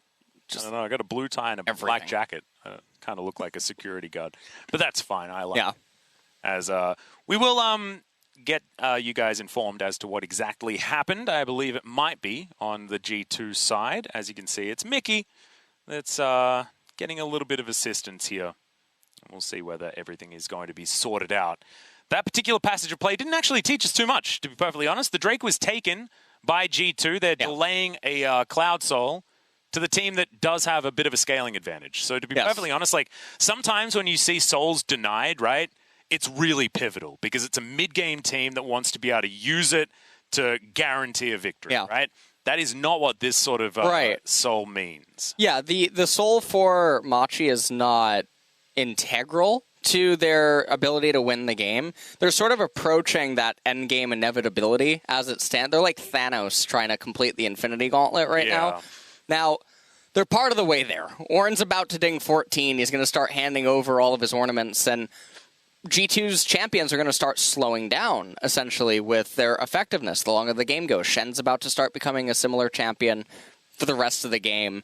Lilia's about hitting the point where it's just going to start being Lucian and Jhin taking all of her camps, and she's just going to act as roughly the same champion, just Runic Echo, Leandri, and getting the Zhonya's, and that's it for her, most likely. But Graves still has a long way to go, especially with ornaments being given over. Yeah. Ornn's going to get massive.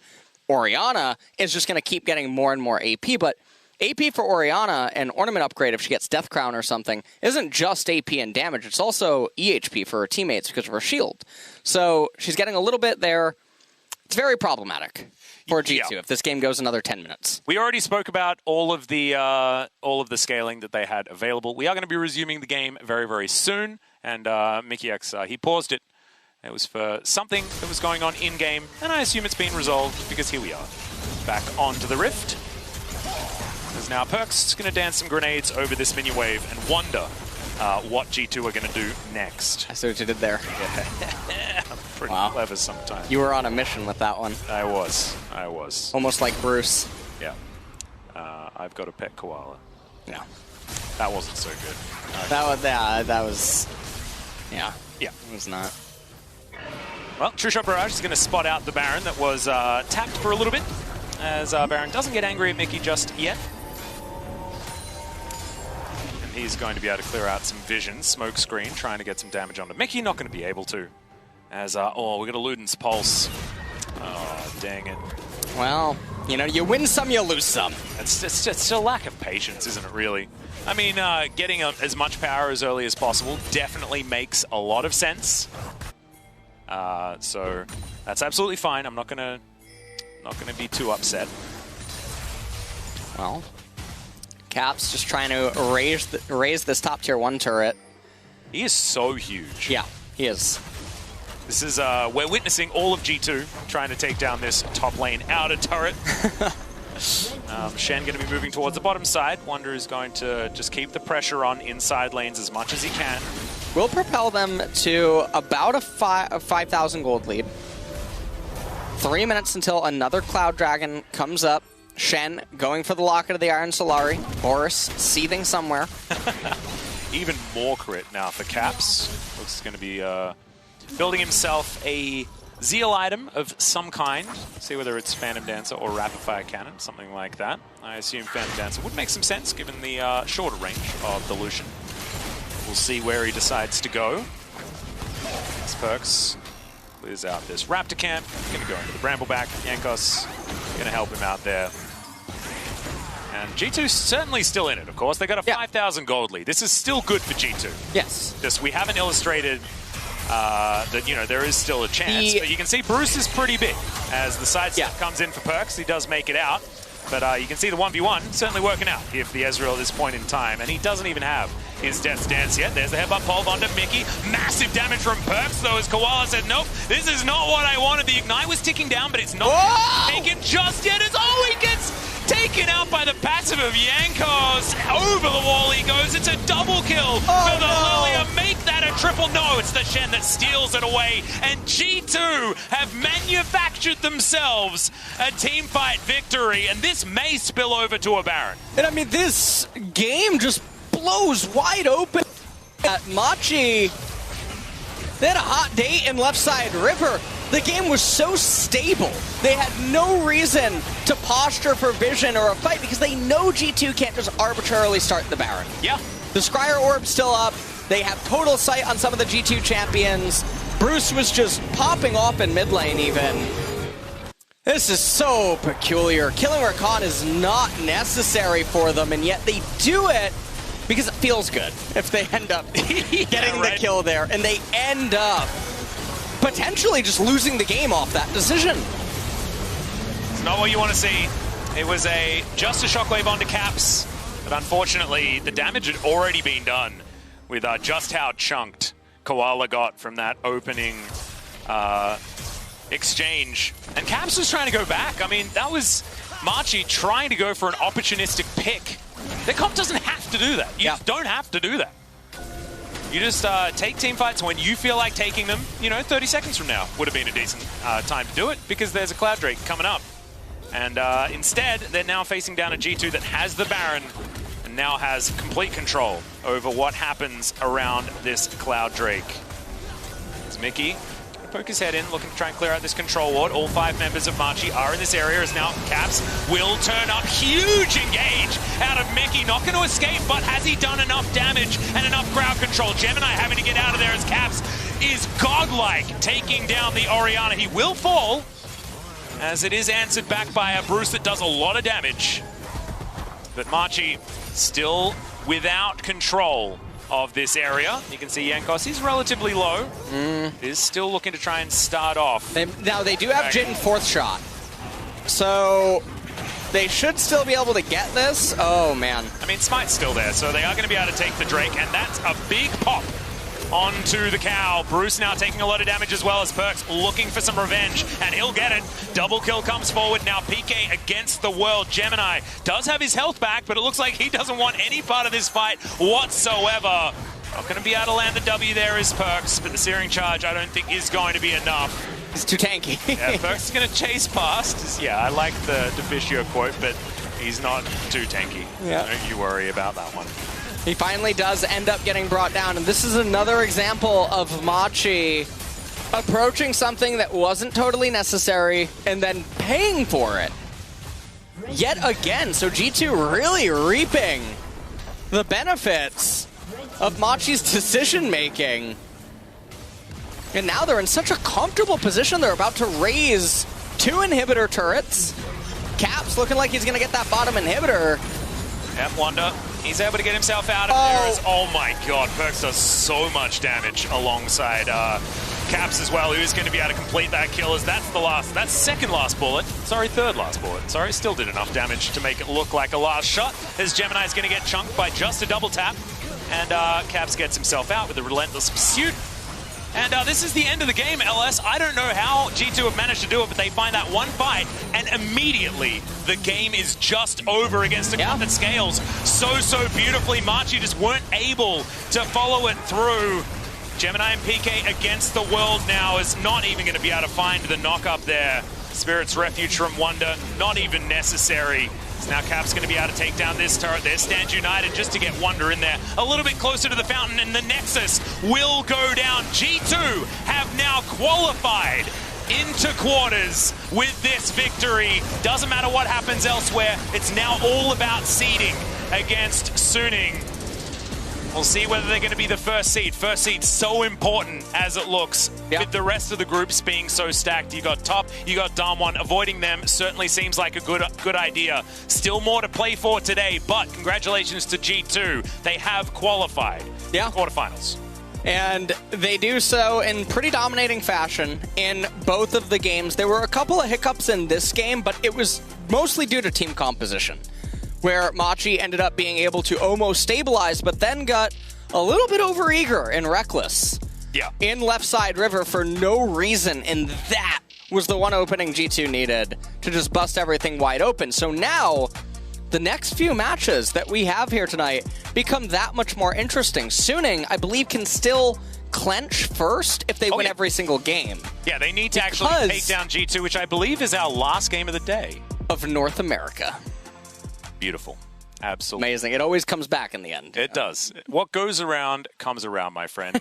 Unfortunately, there is a sad side to this story as well. This will be the end for Machi. They will play one more game today, but it'll only be a spoiler. They will not be able to make it to the quarters. But Machi actually put up much more of a fight than I think a lot of people were expecting.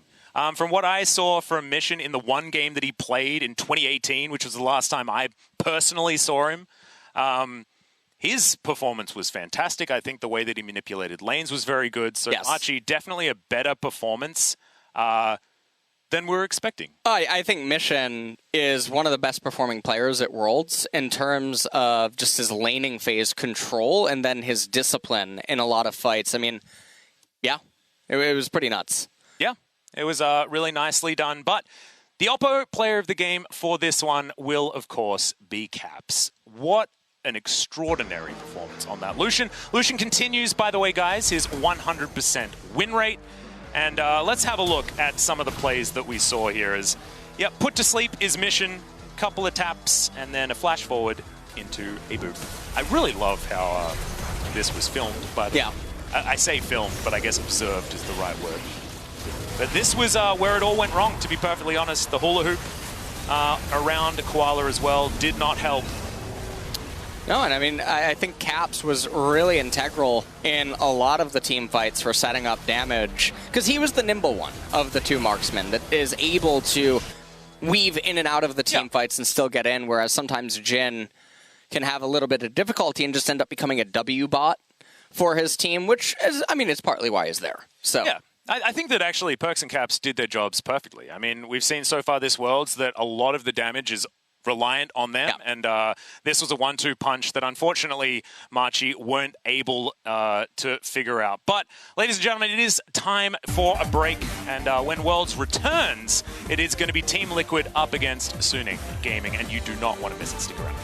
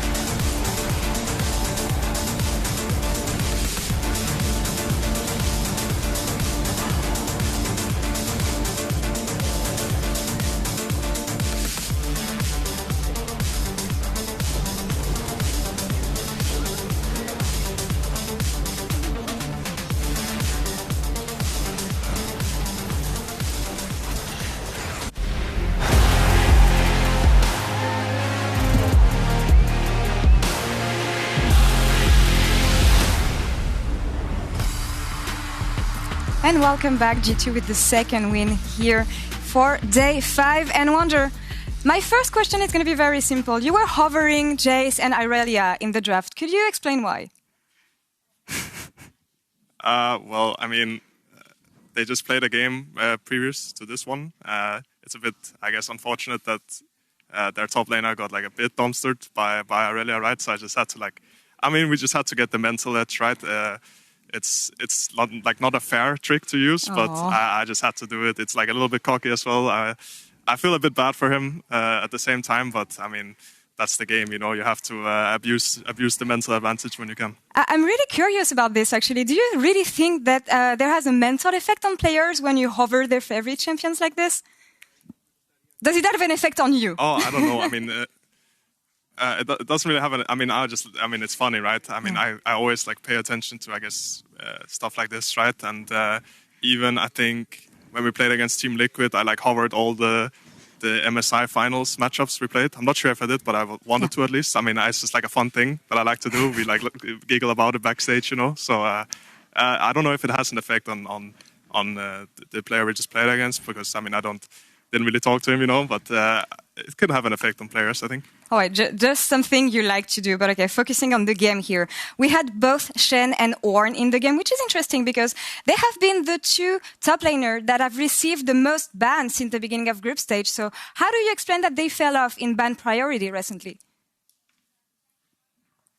I mean, I think he just likes playing Ornn, right? And he's comfortable in any matchup. So they left Shen open, which I think is a fine matchup into it. There's other champs you could play, but I think with our first couple of picks, I think Shen kind of matched it well. I don't think I played very well, though. I mean, they also had some help, I guess, coming topside, so help him actually lane. But I should for sure have done way better in lane and just in the game in general. And then I think I could have probably taken over the game with this pick. But luckily, I guess our Lucian was really fat and he did the carrying instead. So. Yeah, Cavs played really well here. But focusing on G2 a bit more, you have a very low dragon rate here at World so far. So how much do you rely on team fights to get you out of tricky situations? Yeah, I mean, it's not like a goal of ours to not do dragon ever or anything like this. I think we've just had very weird games on stage. We have had games where we couldn't really do anything early because of level 1 or something just went wrong, right? Then we also had games where I guess we had just had a different game plan, because it's not like we want to do Drake that much with Lilia jungle, for example. It's not the best at doing Drake solo, and all our lanes were very just a lot was happening this game, so we didn't really have time. Maybe we had time to do Drake at some points, but we didn't really I guess look for it as much, as opposed to just trying to snowball our advantage, I think, which we did decently well this game. All right, well, you have one last game at the end of the day. What can we expect from G2 and also from you for this one?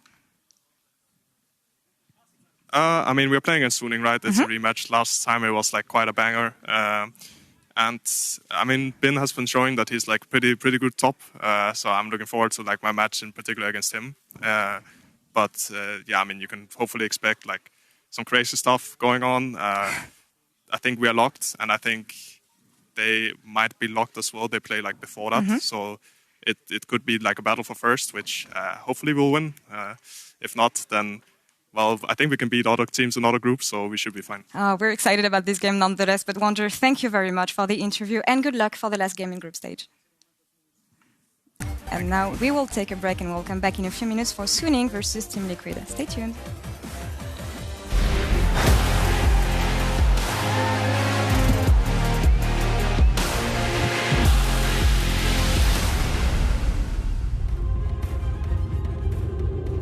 Winning the group stage, knocking out the LEC Sweethearts of G2 and getting a taste of revenge.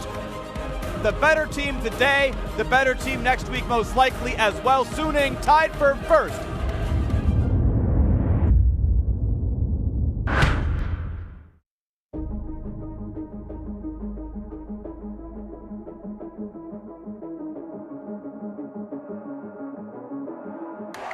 Welcome to the world, no heroes and villains. Welcome to the war, we've only begun, so pick up. By the the latest iPhone from Vodafone. And thanks to our annual upgrade promise, you can then get the latest iPhone every year with no upgrade fees. Yeah, you heard that right. That's the latest iPhone every year with no upgrade fees on our annual upgrade promise.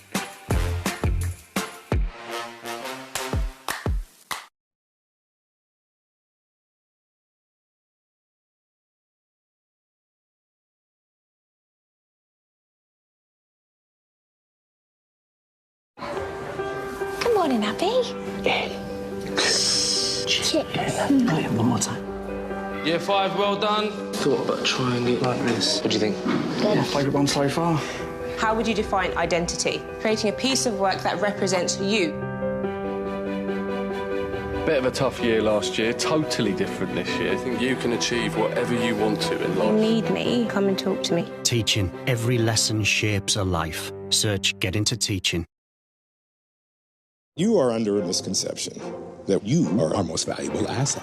You are not. Oh my God! Who do you think you are? I'm Stormfront. I'm the new girl. Noted. What do we do now? This is a war. We're gonna take her down.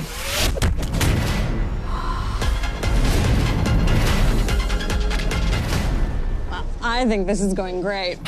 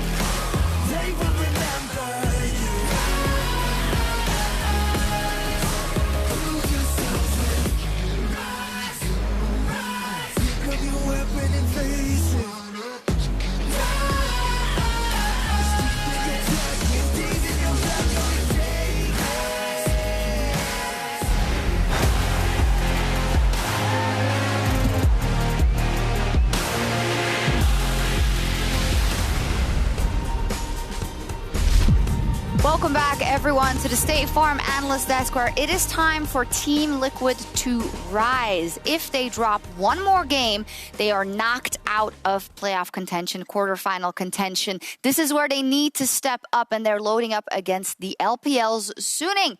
As said, do or die from now on for the NA squad. For Suning, of course, they have their eyes set on first place, and then they need to keep winning. If you're a TL fan, this is how it goes. TL beats Suning. TL beats Machi, G2 beats Suning, you get a tiebreaker versus Suning to get to the quarterfinals. That's what you're hoping for here. So let's look at this matchup and what is possible for TL. Of course, Suning has been looking very, very strong. They dropped that one game to G2, but that could have really gone either way. What are we looking at from the perspective of Team Liquid to get the win here? Well, I hope they did everything in their power to forget the first game, because that was annihilation on all grounds. But that was like before Team Liquid realized their strengths, and that was their bottom side. If they put themselves in a position where they have agency in bottom, then maybe we might see a different game. So let's start with the jungle matchup. Perhaps early will be so important. Broxah did not have a good first game versus G2, and now he's up versus SOFM, who we know goes ham in that early game and actually the entire game. So how do they shut him down if they do? Oh, well, I mean, first of all, you've got to take SOFM off of some of his comfort picks, things like the Nidalee. That has to be taken off the board. And you really need to try and get Broxah on either his Graves or his Lee Sin. And even if Lee Sin is not optimal for the current meta, it's really the only thing that TL can go for based on what we've seen from his champion pool, because comfort for Broxah is so key, because what if his laners get strong enough that he can properly facilitate around them. But I think Yamano made a great point earlier in the day where you can't really rely on him to get your laners ahead. He is just someone that once the laners are ahead, enables and uses very well. And I said he's up versus this guy, Yamato Cannon, been one of the most impressive junglers in the tournament so far. My goodness, just the contrast. We see this B-roll right before this. We saw Broxah and his champion pool, and it was just 2 champions there. And then you have, of course, SoFM. You know, plays more champions than these 2. He played the Graves. He has the Lee Sin with the crazy build. Like, who am I to question his Lee Sin build? You know, it works, it connects. Just SoFM has been above and beyond better than everybody in this group. And that makes it so tricky for the side of Team Liquid. Vedius, you have your eye also on the bot lane. And it's a great story on either side. We have Hwanfeng with a fantastic road to the world stage and now been impressing, up against a Tactical who is also a rookie and who has been impressing people. But now he really is going to have to go above and beyond to keep Team Liquid in the race. Yeah, I think Hwanfeng has been very consistent, reliable, someone that, I mean, you just look across his stats and he is just someone that has been Mr. Reliable and can play those aggressive carries too. And I wonder how he's going to approach this game versus Tactical, because last time we saw them shut them down clinically. They picked the Draven, one of the big comfort picks. And I think that Tactical couldn't compete. We need to see Tactical on a playmaker. We need to see him on something that he can have agency with and become a carrier later. Otherwise, it's going to be a dark day for TL to be able to come out ahead. The crazy thing about Suning's games, always with best of ones, is always hard to judge, but I feel like the recipe for their success is so easy to replicate. They get one advantage and then it just spreads everywhere. SoFM with Sword Art, they work together so well. We see the mid prio into a jungle camp, and this is what makes them so dangerous. They're going to continue doing the same. There we go then. TL with their backs against the wall. Let's see if they can beat Suning here and stay in the race. And let's hand it off to Drakos and Frosk for Game 4. Thank you very much, Shox. Of course, very excited to be casting this do-or-die match for TL. Big stakes to be going up against, and you heard it on the desk already. After a rough start to the day, have to hope that TL, with the 2 games that they've had off, can compose themselves, can come into this one fresh-faced, because it is going to be a monumental task to take down a Suning that, outside of that G2 match, has looked pretty near unstoppable. Yeah, and you don't want this to be a story of heartbreak for TL. You want it to be a story of redemption. And the fact that they're now looking up at the mountain of Suning, it is a must-win for them if they want to continue their Worlds run. And this was perhaps the biggest stomp that we have seen in the group stage so far. Suning absolutely, to use the word that Yamato used on the desk, annihilated TL. But they immediately learned from their mistakes. You know, immediately after that, it was no longer the Twitch Recall blind pick. It was pulling out Tactical's Kalista, pairing that with high set priority for Core JJ, and then using Core JJ to unlock the rest of the map. So we'll see how TL fare the second time around, especially from the blue side. Yeah, and of course, it's a very interesting game. We talk about the picks. When people hear Draven, if they didn't see it and they hear about domination, they assume that it was kill heavy, but no, it was just such an oppressive laning phase. We were looking at a 2-3K gold lead built in the early game in an otherwise not very blood, not very action heavy, but about systematic denial of resources across the map. And the blueprint has been laid basically the entire time against TL, and it's to ban out Impact's champion pool. We've seen this a number of times. If you take away the Ornn and the Shin, his next go-to is usually that Mordekaiser. If you pinch him there, then he starts grabbing hold of that Volley Bear. So it should be a fairly obvious pickup of what Ben will be facing up there. And it's hugely important that TL can have Impact be their rock in the top side as he has been for so long for this team, because as we saw earlier in the day, Ben, he is a man left alone. Lowest jungle proximity, spent 75% of every game completely isolated. Now that stat was coming into the day, so there's a little bit of room for change, but understand that this is going to be the closest to a pure 1v1 we are going to see in competitive League of Legends. So if Impact falters, if he falls down in the way that we saw Machi fall down earlier today, it is going to be disastrous for TL. I do want to point out, though, as the bans have finally gone down, that Lucian has completely slipped through the ban phase. We saw how devastating Caps was with that pickup, and neither team are willing to touch it on the first rotation. It was prioritizing SoFM's champion pool by grabbing that Graves, and then the response, again, that high set priority that TL have shown on Core JJ. Obviously also a flex pick for Jinsen or Impact, because we've seen it played in all 3 roles over the course of Worlds so far, but Lilia set the response. And this is very interesting because on the one hand, I like the drafting response for TL. They don't expect to see the Lucian locked in because they do not see an AP jungler on the opposite side. Split damage profile is hugely important in pro play, something that has been respected immensely at Worlds 2020, so they get the set prio for themselves. They get the Lilia as well. The concern now comes in, however, is that it is Brox's Lilia. This is not a champion that he has the same consistent performance on. You saw on the desk, it is the Graves, it is the Lee Sin that we respect from Brox's, but we're going to need to see a different shade of the Danish jungler here on stage today in what could be TL's final game. And I already want to talk about the first 3 picks that come out of Suning. Suning, to me, are a team that if you cannot skill check them in the lane, then you just get run over. And I think you can see that very clearly in their 2 games against TL and G2. Against TL, TL with their composition couldn't skill check them in the lane and got run over before teamfight ever became a priority. G2, with their composition, were able to skill check Suning in the lane. It got into the teamfights, and then you can start seeing some of the inconsistencies of Suning because it is a younger squad. They're still really finding their footwork when it comes to the LPL. So right now, with Twisted Fate, Jason Graves, pressure is on for TL to survive the lane phase, to get out and hopefully get to those team fights. And while for the early lane phase, Impact might struggle a little bit, the range disadvantage is going to be a big deal. Ganking top lane isn't really going to be an option for Suning. Not that it's necessarily something that they've looked at in the past, but once Malphite starts to stack a little bit of armor there, early lethality from Jace or Graves is not going to feel very effective whatsoever in those tower dives. So easy itemization path for TL heading into the mid game, at least on the top side of the map. We're going to have to see how they round out the rest of this composition. The Ezreal taken away as well as the Syndra. You would imagine that Orianna is kind of the go-to for Jensen here. He's grabbed it a couple of times. It also fits very well with the composition. That said, maybe it gets banned away from him. Maybe you give him the Orianna and you have the Twisted Fate and you say, it's fine, hang out in this mid lane. I don't know. I think TL, I wish they would put higher priority on the Lucian, but I can understand. I mean, at this point, we'll have to see what they want to go for, how they want to round out this composition. Malphite going to provide a decent amount of magic damage. Of course, even if he isn't opting to build AP, as many of you Earth Fiends are going to be feeling this time of the year. Now, Ashe pick, of course, would make a lot of sense to me with everything that has been banned away. If they do pick in the Jhin, they're expecting the Ashe to come in on the opposite side. Tank killing power does come in from the Lilia, so a lot of Jhin's normal teamfight weaknesses don't quite have to be as big of a concern. But also, there's not a lot of tanks for him to deal with right now. Assuming that Sword Art might be the only reliable hard engage outside of Gold Card and tank on the team, it's actually a pretty decent matchup for Jhin. Players have to funnel into him, and he's going to be hitting for a ton of damage in the late game, so I don't mind tactical going for Jhin here. Yeah.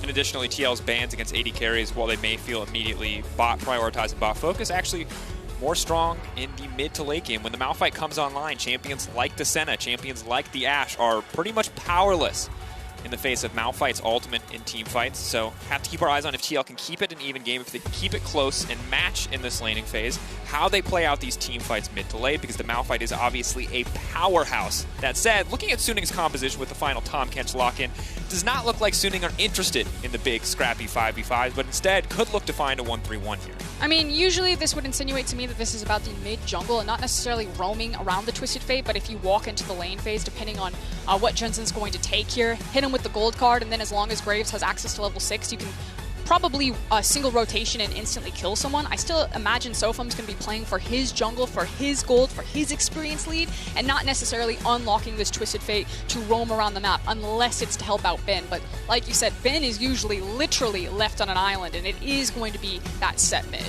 So we'll keep our eye on top lane briefly, checking in on the CS discrepancy, checking in on any solo kill potential. But otherwise, don't expect us to head up there very often.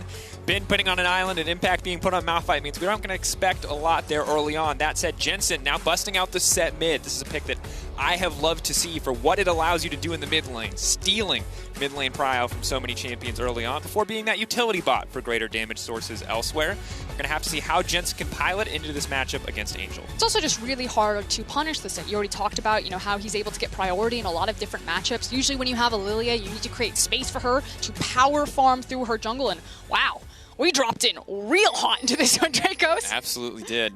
Now, of course, if you are just joining us, Suning at 3-1 currently, a single win will, of course, guarantee them a spot making through. TL looking to crawl it back, push themselves up to 3-3, hope for Suning to lose to G2 later and force a tiebreaker. It is a long shot, but it is still possible for Team Liquid. A loss here guarantees they walk away with nothing, everything on the line for TL. Now, already in the early game, we want to talk about the setup. It's traditional that with a Lilia, you would have a delay invade onto the Raptor camp. We've seen it done over and over, and teams are starting to get creative about the counters that they'll have. So TL already holding hands, grouping up in this pixel brush. And you would imagine that Suning, knowing that this is going to happen, because it's happened all tournament long, should have some type of answer here as TL walking in. But I like it. They look at the situation, they see Bard level 1, they see Lilia level 1, and they're going to wait. They want to bait them in a little bit further. Gold card now coming in. Brock's going to be in trouble. So SOFM getting a decent amount of damage down, but the battle for the Raptors, and the big one will go to SOFM. Big damage, though, down onto Hongfong as he's going to run for his life. Brock's now trying to chase him. Extra movement speed, hard to get away from that Lilia, and it's not going to happen. That's first blood for Jensen. TL finding the level 1 advantage in the end. SOFM happy with the trade for experience. If he takes this red buff, though, it's disastrous. Still, though, Jensen's going to walk forward. SOFM getting just a little bit greasy. Phase rush Brock zooming in and out, trying to find a way back into this one. Gold card going down. Who's going to get it? Brock's is still level 1. It's ticking. Brock's gets it. That's level 2 now coming in. But it's Tom Catch on the backside, and it's absolute chaos. TL fighting with everything they have. It's back and forth. Another gold card. Sword Art walking forward. Hongfong back on the way in. TL, they've bitten off more than they can chew, and they're getting run down. They need to make it out as fast as they can. Run for the hills, TL. You bet it all on this level 1. Do not give it up here. Flash forward. The red card committed. Jensen now in trouble. No one is laning because the lanes do not matter. The level 1, the longest one we've seen this tournament, but TL walking out of the jungle alive. 3-1 the kill score. They make it work. Yeah, Angel grabbing the red card right there, maybe thinking that his damage was enough to also with the slow to allow Senna to catch up as opposed to grabbing the gold card, or maybe it was just a mistake. We'd have to look at the footage again. Now, everyone take a breath. I know North American fans are probably, a little bit on the edge after that one. Ultimately, though, I think good things for TL fans. You're going to slow down SOFM pretty considerably, despite the fact that he also got the Raptors. Him dying, he's immediately now on the blue side of his jungle, while Ben is trying to get this bounce of the wave off of Impact's top lane tower. And Broxah got to go back. He's got 3 assists to his names, and the jungle should go back to power farming. The big things, of course, that are going to make this difficult, we check in on both sides. Broxah feels okay because he did manage to secure that red buff. It cost them a lot to do so, but in the meantime... I think the issue is that Sword Art got the red buff and then died. Yes. That's going to be a problem, too. And the other thing that's really difficult about this is that because of this, Jensen early on, normally you can expect Set to kind of cheat the push by getting the W early, but... Core JJ has the red buff. Oh, no. He's got the red buff on Bard, too. He's going to be slapping him with the meeps. Yeah. Hongfong and Sword Art do not want to stay in this lane phase. Yeah. This is all about, okay, shove it forward, ward in, and I think they're pulling the blue buff for SOFM. In about 3 minutes, everything will return to normal. But for now, there are a lot of early CS discrepancies and XP differences across the lanes. It's going to be a lot to keep track of. But ultimately, because no side has gotten a greater advantage quite yet, only 400 gold in the favor of TL, it may not amount to too much, especially as SOFM is going to grab his second blue buff. Or JJ, though, walking down, looking to contest this one. Good stun onto the wall, good follow-up. Sadly, Sword Art, a little bit too tanky to be taken out that easily. The smite battle is going to come in, but SOFM would rather have the champion chasing forward. Angel over the wall, and SOFM will grab that. Level 4 now for the Graves. 2-camp advantage to SOFM, even after that early game. And this is kind of one of the biggest differences that I think we've seen between the LPL, the LCK teams, and LCS and LEC. More so for G2, I think, but it's, playing for your jungler versus your jungler playing for you. The priority of bot lane, even the contested push in the mid wave, you can see that Jensen and Angel were actually fighting each other as they were walking towards the jungle. Everything was there for SOFM. His laners dropped everything they had to make sure that he could get that steal off, and now Broxah, big, possibly looking at Ben. Broxah already behind in terms of camps overall. If this does not net a kill, if he's not able to get something here, it is going to cost them dearly. If they're flashing forward, they're looking to secure it, and that is going to be one take it back. Broxah finding the kill onto Ben is huge. And you can see what Ben was thinking. He just saw that Broxah was on the bottom side of the map. He thought he had enough time to hard shove that wave to get it to bounce to him, but Broxah creatively immediately goes top side and does find a gank, and like you said, he really needed that one to pay off. Jensen now bowling forward, and this is the glory of set mid.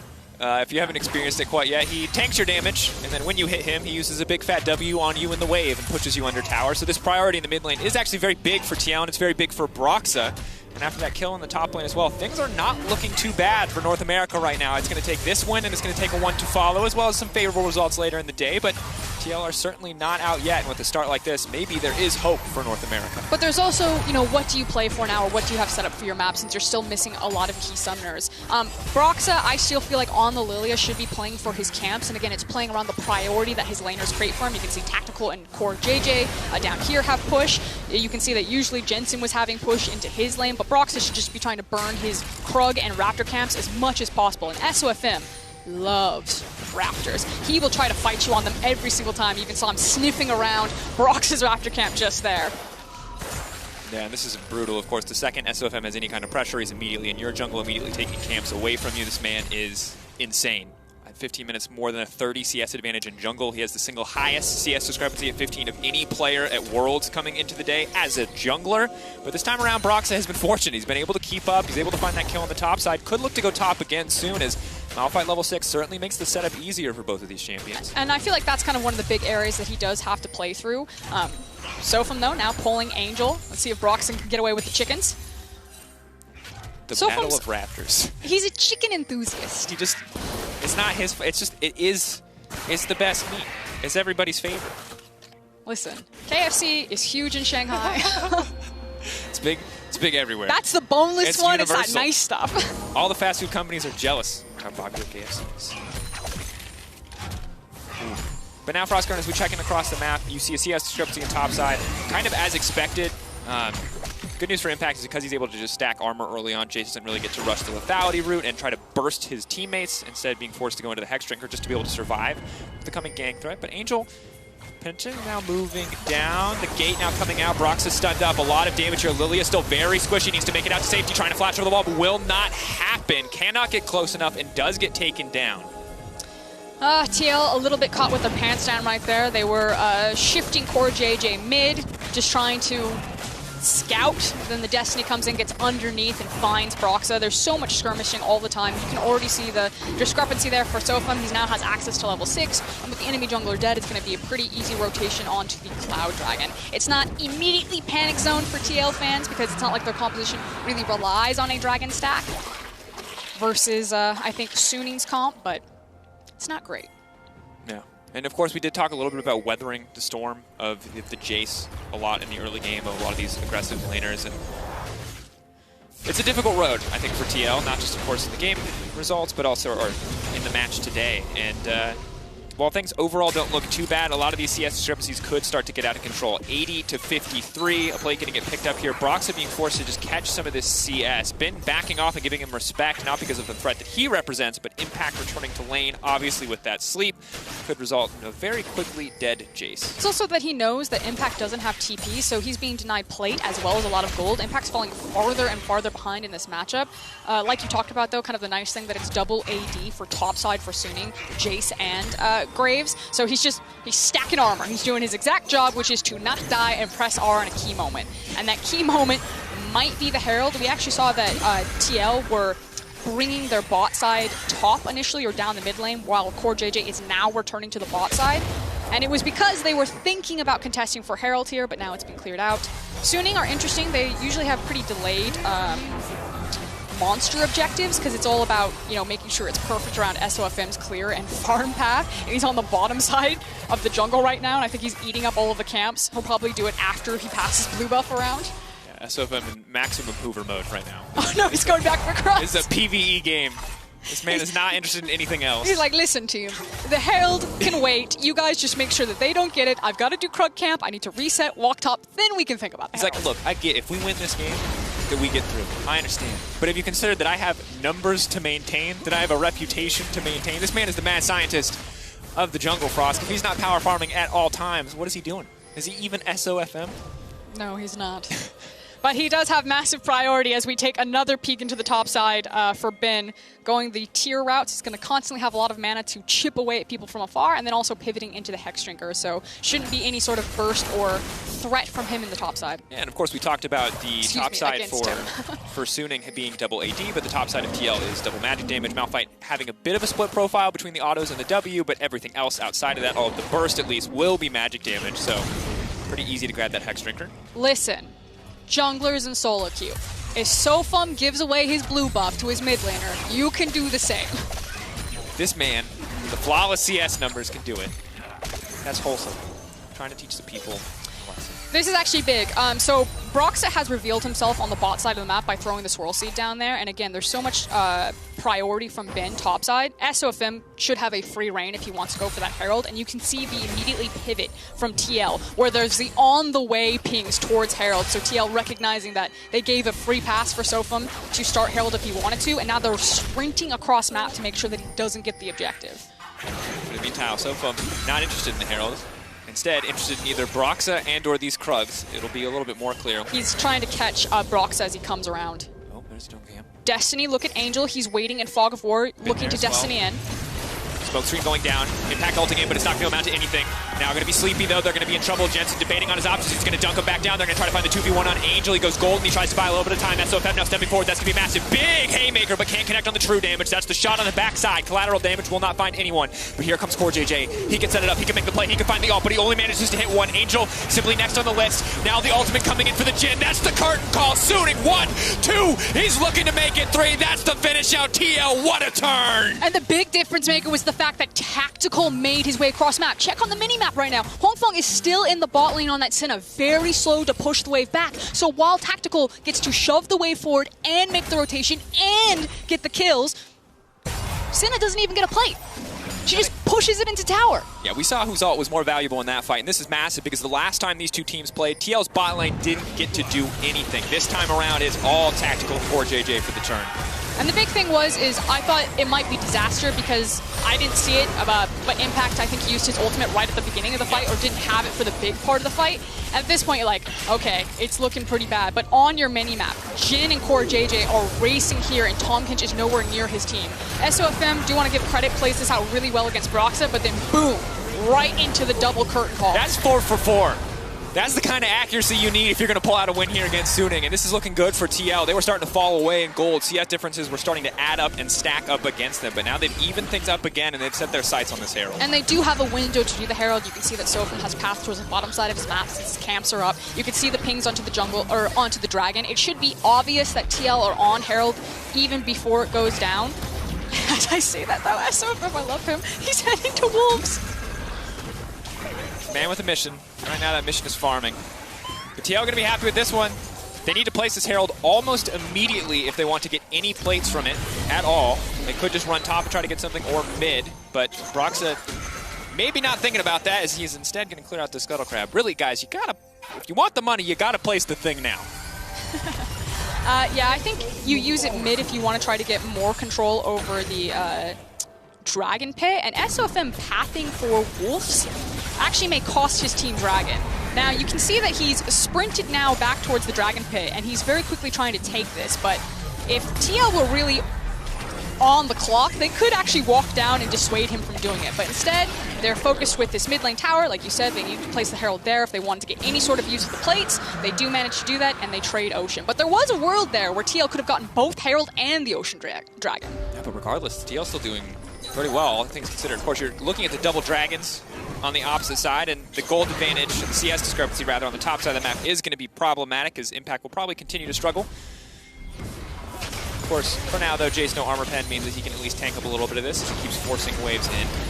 But, you know, it's the importance of what do TL get by trading damage on the mid tower versus giving up the Ocean Dragon, especially since it's only second Ocean, and it's changing up their lane assignments. And you can already see this as they're walking back towards the map. The fact that CoreJJ and Tactical are now taking route up into the mid lane, and Set is now on the bottom side of the map.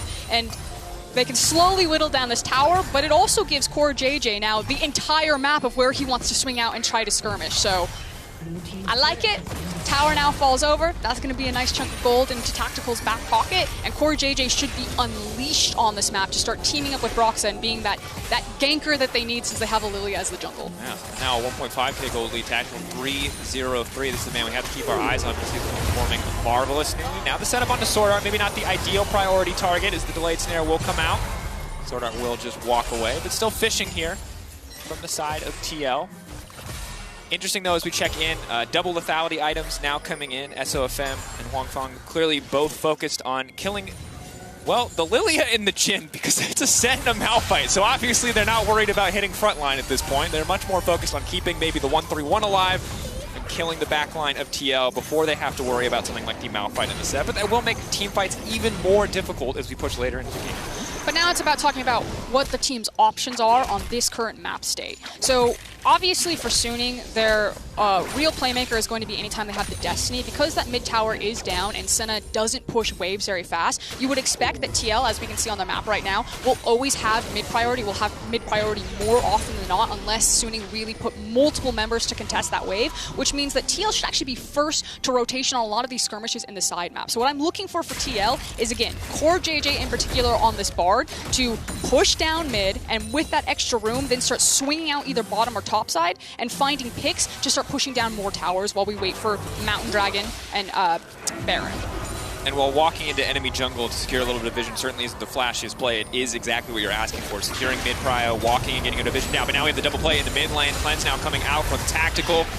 Is going to be able to back away on that one. SOFM, though, chasing down this kill. CoreJJ on the hunt. SOFM could be in trouble here as Brox is now walking in as well. Tactical on a rampage. And again, Suning overplay their hand in the mid lane with these semi-globals. Yeah, absolutely a whoopsie there, trying to hard force into the mid lane. And now, TL just get to walk this one down mid, as maybe Impact's overextended. Ben's on the other side of him.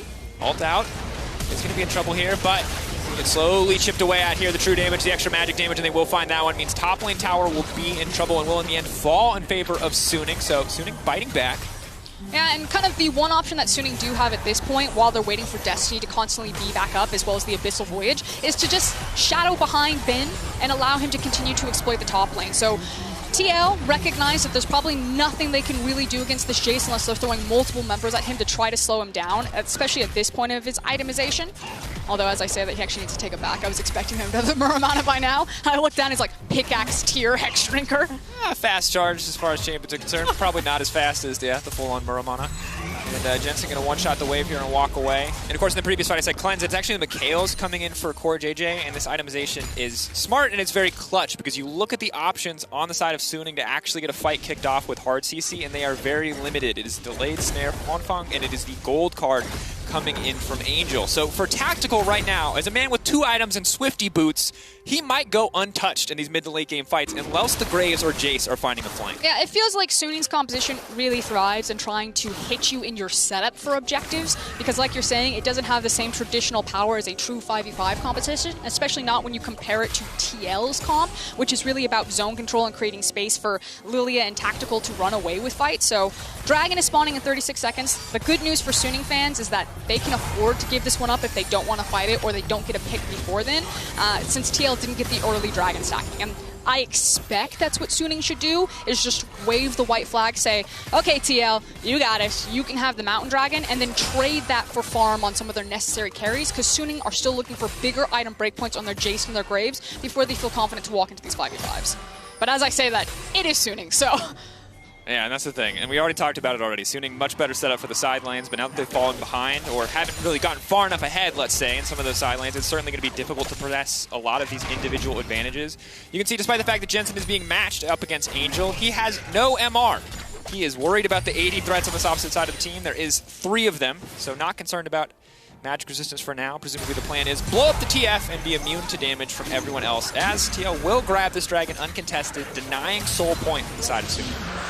Yep, there we go. And now TL have the option that they can play to contest the mid wave and then probably move into a Herald. The second Herald, if they can get it, probably not though. They'd have to like rush it right now and try to burn it down. It's going to say try to get second Herald before the Baron spawns. I think you have till 1945, so not gonna try for that one. A little bit too much of a speed run. Oh, maybe they go on Baron as soon as it spawns, or they just try to burn it. I mean, they have the Lilia. She hasn't finished Leandry's yet though, but this would be. They're trying. Here we go. It's a race. Does Baron eat the Herald? I think you have extra time if you've actually started it. We'll see, though. Nope, you don't. There you go. We're learning together. I just stopped trying at 19 minutes. It's I didn't not even your know fault, people tried Ghost. anymore. TL didn't know either, so... Why not go for it?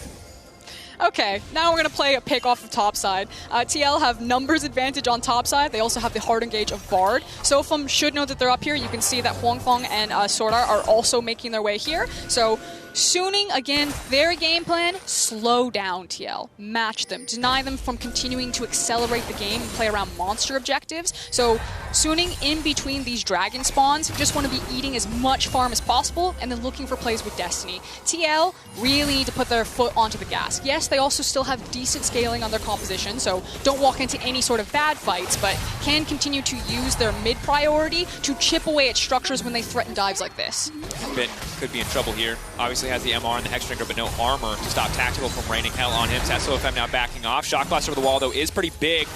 Brox is still relatively squishy, but you can see Destiny just be forced out defensively, just to kind of threaten, just to kind of warn TL to back off. But this systematic push forward of vision from TL is going to make it so hard for Suning to play the game, because they have the Swirl Seed, they have the Bard Tempered Fate, they have the Binding as well. And if they can throw out some of these skills from Darkness and catch one member out, Suning either have to commit those globals to match, get someone picked off and risk losing the Baron. Yeah, and I don't necessarily blame TL for playing this one quite tempered. Again, everything is on the line for them. This would be the end of their 2020 season if they lose this game. And the composition does have those scaling options. So unless the fight is 100% perfect, you know, they weren't going to risk it all on a dive to flip this game potentially back for Suning. Yeah, no reason to do so. I think definitely a difficult game for Suning, though, to find good avenues, to find good fights. Especially as CoreJJ just continues to stick in the general area of tactical at all times, knowing that Mikhails is a matter of life and death. CoreJJ consistently just waiting in the darkness, fishing for plays. It's cool to see Team Liquid adapt after the last time that these two teams played. We've talked about it before, we'll talk about it again, but the Twitch for Khan being so completely and utterly shut down this time, putting more bans forward, setting their bot lane up for success with this Jhin Bard combo, and obviously paying off very well. Yeah, so current plays right now on the map for Suning, you can see that Sofum was shadowing Angel down there to push the wave far forward, but this is kind of the rinse and repeat that I expect to see. And again, it's TL's ability to contest on wave because they have things like the Jhin ultimate and the Bard ultimate that when you come to the wave, that they can try to snap grab you and kill you when you push it back. And also the fact that Senna pushes slower than Jhin does. So it's going to take a lot longer for Hongfang to push the wave back when Tactical shoves it into him, which allows exactly this, the fact that TL will always be able to pivot first off of mid-wave, and they get numbers advantage on either side map to threaten dives and slowly chip away at these side structures. TL playing this one very much by the book and how they're cracking their outer structures. Very clean performance from TL, and I feel like we're finally getting glimpses of the TL that we saw in plans, where it is clean, it is controlled, it is very tactical, and in this case, tactical focused as well. But we check in on the gold. It doesn't look like a massive discrepancy. 1,200 doesn't feel like the biggest deal, but you check the itemization, and again, have to point out the sheer amount of lethality, while very good for killing tactical, while pretty good for killing Broxah, although slowly getting works, is terrible against the Malphite, is against the set. So Suning, still well-equipped for 1v1s if they can find them, but not against the top and mid of Team Liquid. This is a difficult game for Suning to play out. I feel like they put themselves in a little bit of a hole here. Yeah, they're basically forced onto their side of the map because even if you maybe in an extended fight can walk down the Malphite set, and Malphite just have so many tools to either match the push onto the side lanes or at least survive it and kind of distract people and then walk away from fights. Suning would have to commit multiple resources, TPs, as well as Destiny to either the mid side of the map, the top side of the map. They have to find, like, basically throw everything in the kitchen sink to break one side or continue to, like, wait out and try to find picks on mistakes for TL. Right now, TL full control in this game.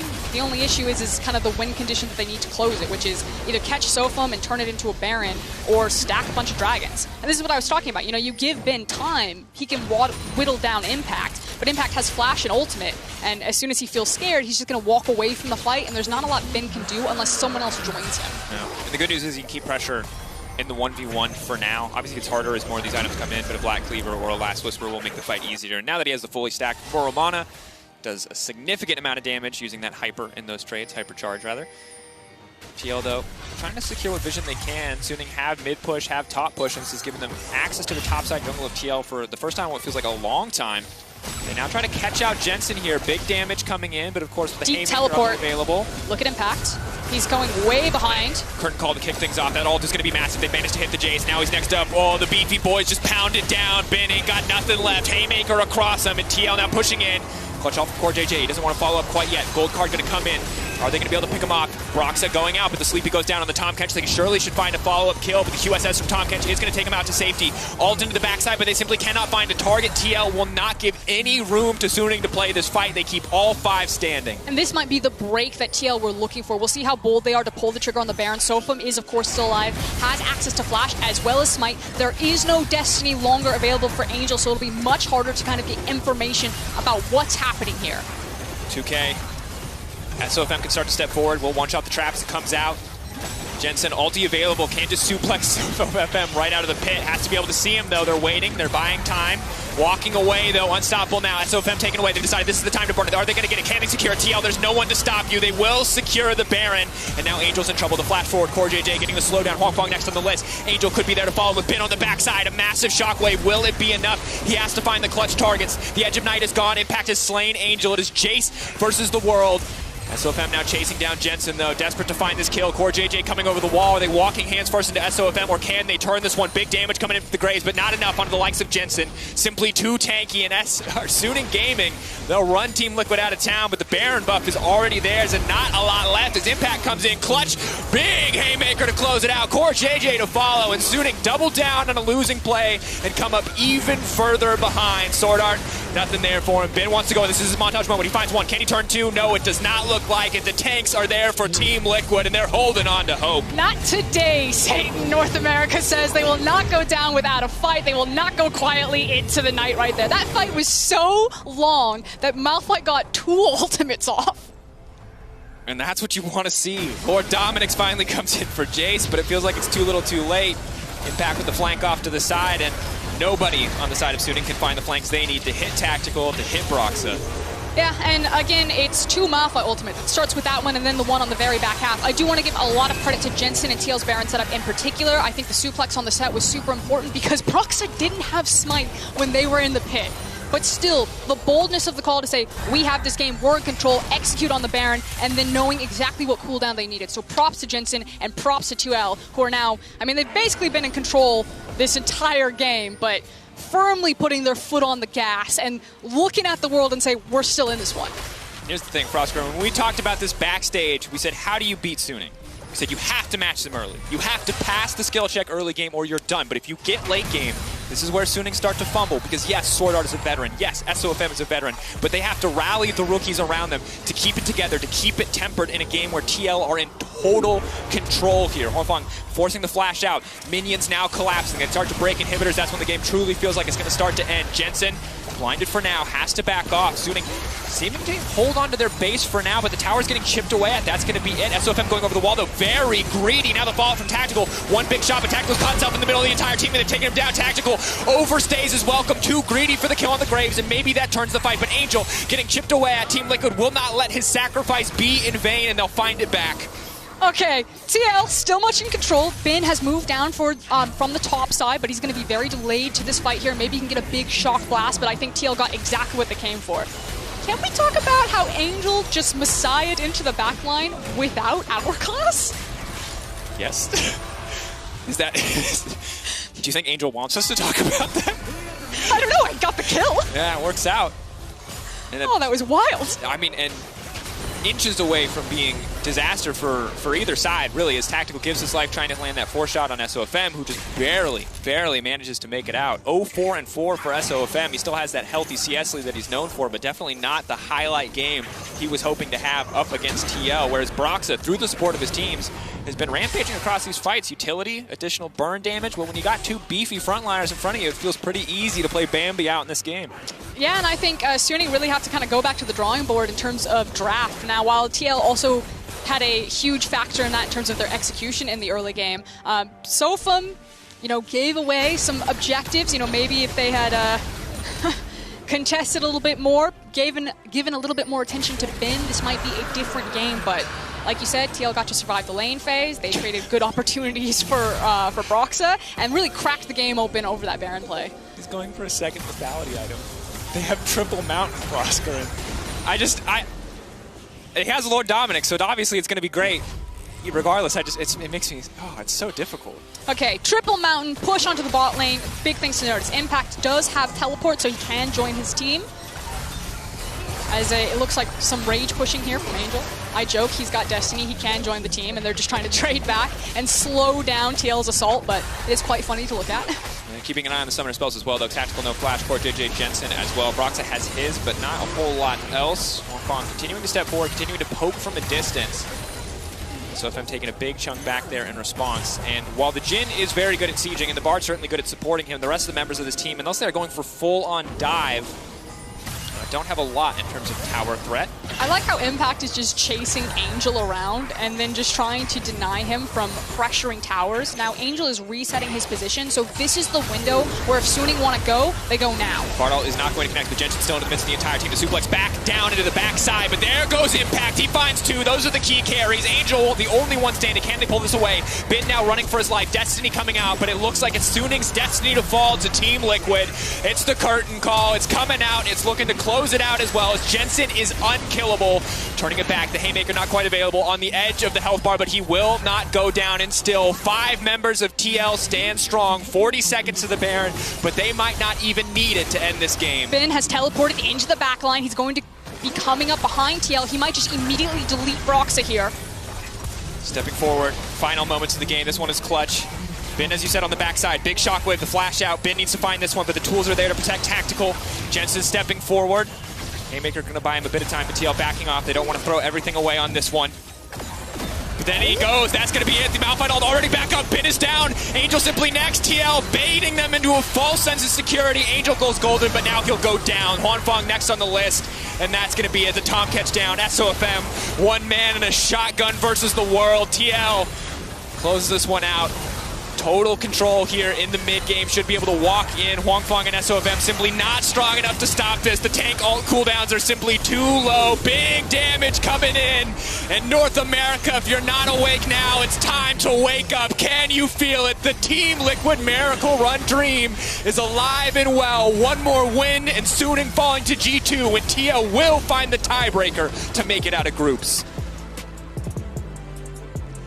High pressure moment from TL, and they stand very strong and tall. Very nice things to say. I do want to very quickly touch on that last team fight. You know, the fact is that Angel slipped away from Impact, made the reset, and Suning we're gonna go right now. Impact didn't miss a beat, immediately teleported towards his team, and TL beat them to the punch when Suning were looking for their own sucker punch. CoreJJ a step ahead of himself, forgets he has to go forward to bow. I know that feeling.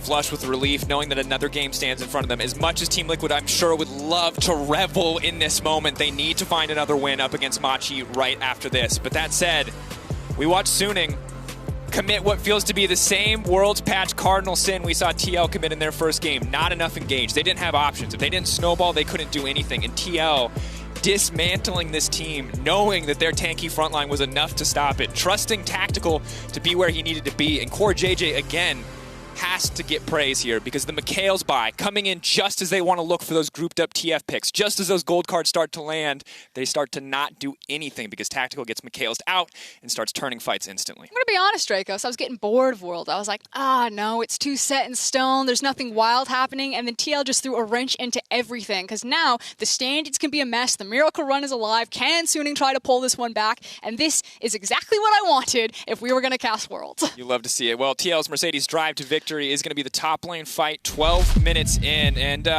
no surprise to see this one on the menu because it is a team game for TL, and you just had to wait for all the reinforcements to get there. Yeah, and this was, again, kind of the game-breaking moment, I think. TL had done a wonderful job into the early game, and it set themselves up really beautifully for this as they punished Suning overextending and overcommitting to engagements so many times. The big factor being Tactical also moved. You can see on the minimap, Huanfeng is still in that bottom lane, and then opens up with this Jhin and just goes wild. And this is the best Jhin skin to do it, by the way. Just throw out those Spider-Man arms and just rain hell on the back line. Oh, you love to see it. 1, 2, 3, 4, finish. That was nasty. We've seen Jhin ult be mostly useless for this entire tournament, so watching a Jhin ult like that is a beautiful thing to see. I'm actually blown away by this game. I saw that level 1 TL1, I was like, ooh, this is a good start. I then saw the transition into the mid game, and I was like, oh, whoa, who is this team? Team Liquid, absolutely nuts in that one.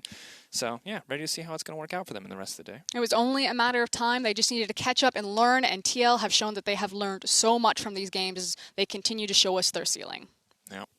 And of course, Team Liquid, they're still in the fight for quarterfinals, and we're going to give you a breakdown of their win with the Zale after this. Don't go anywhere. The Miracle Run's going to keep going in our next match.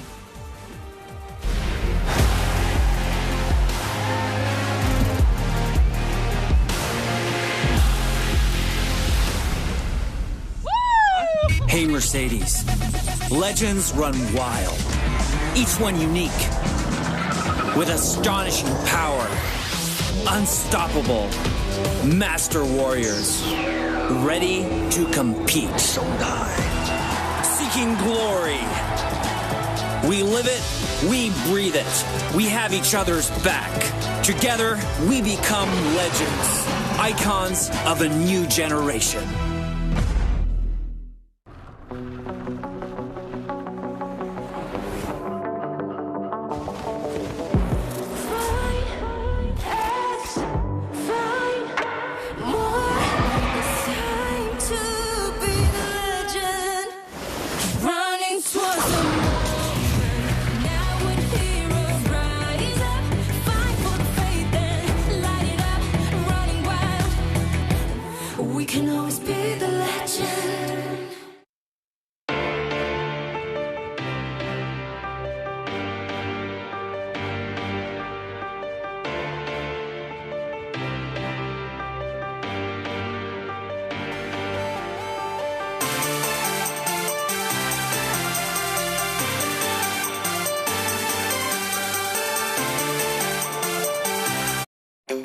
Buy the latest iPhone from Vodafone. And thanks to our annual upgrade promise, you can then get the latest iPhone every year with no upgrade fees. Yeah, you heard that right. That's the latest iPhone every year with no upgrade fees on our annual upgrade promise.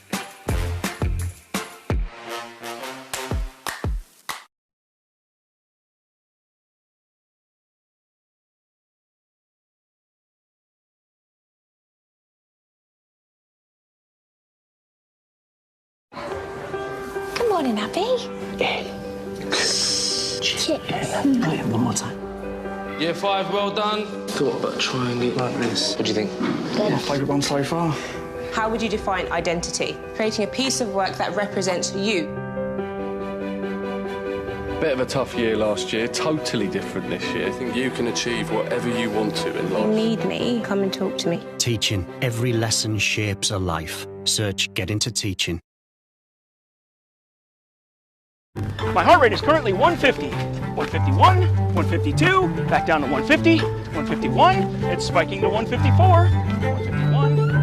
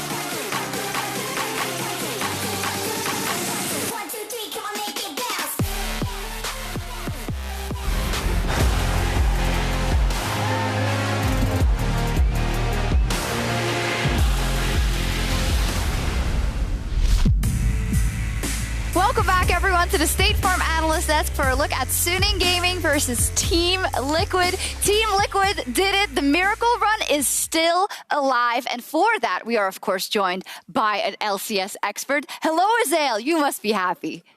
It feels good. I never doubted them, of course. You know, had the faith the whole time.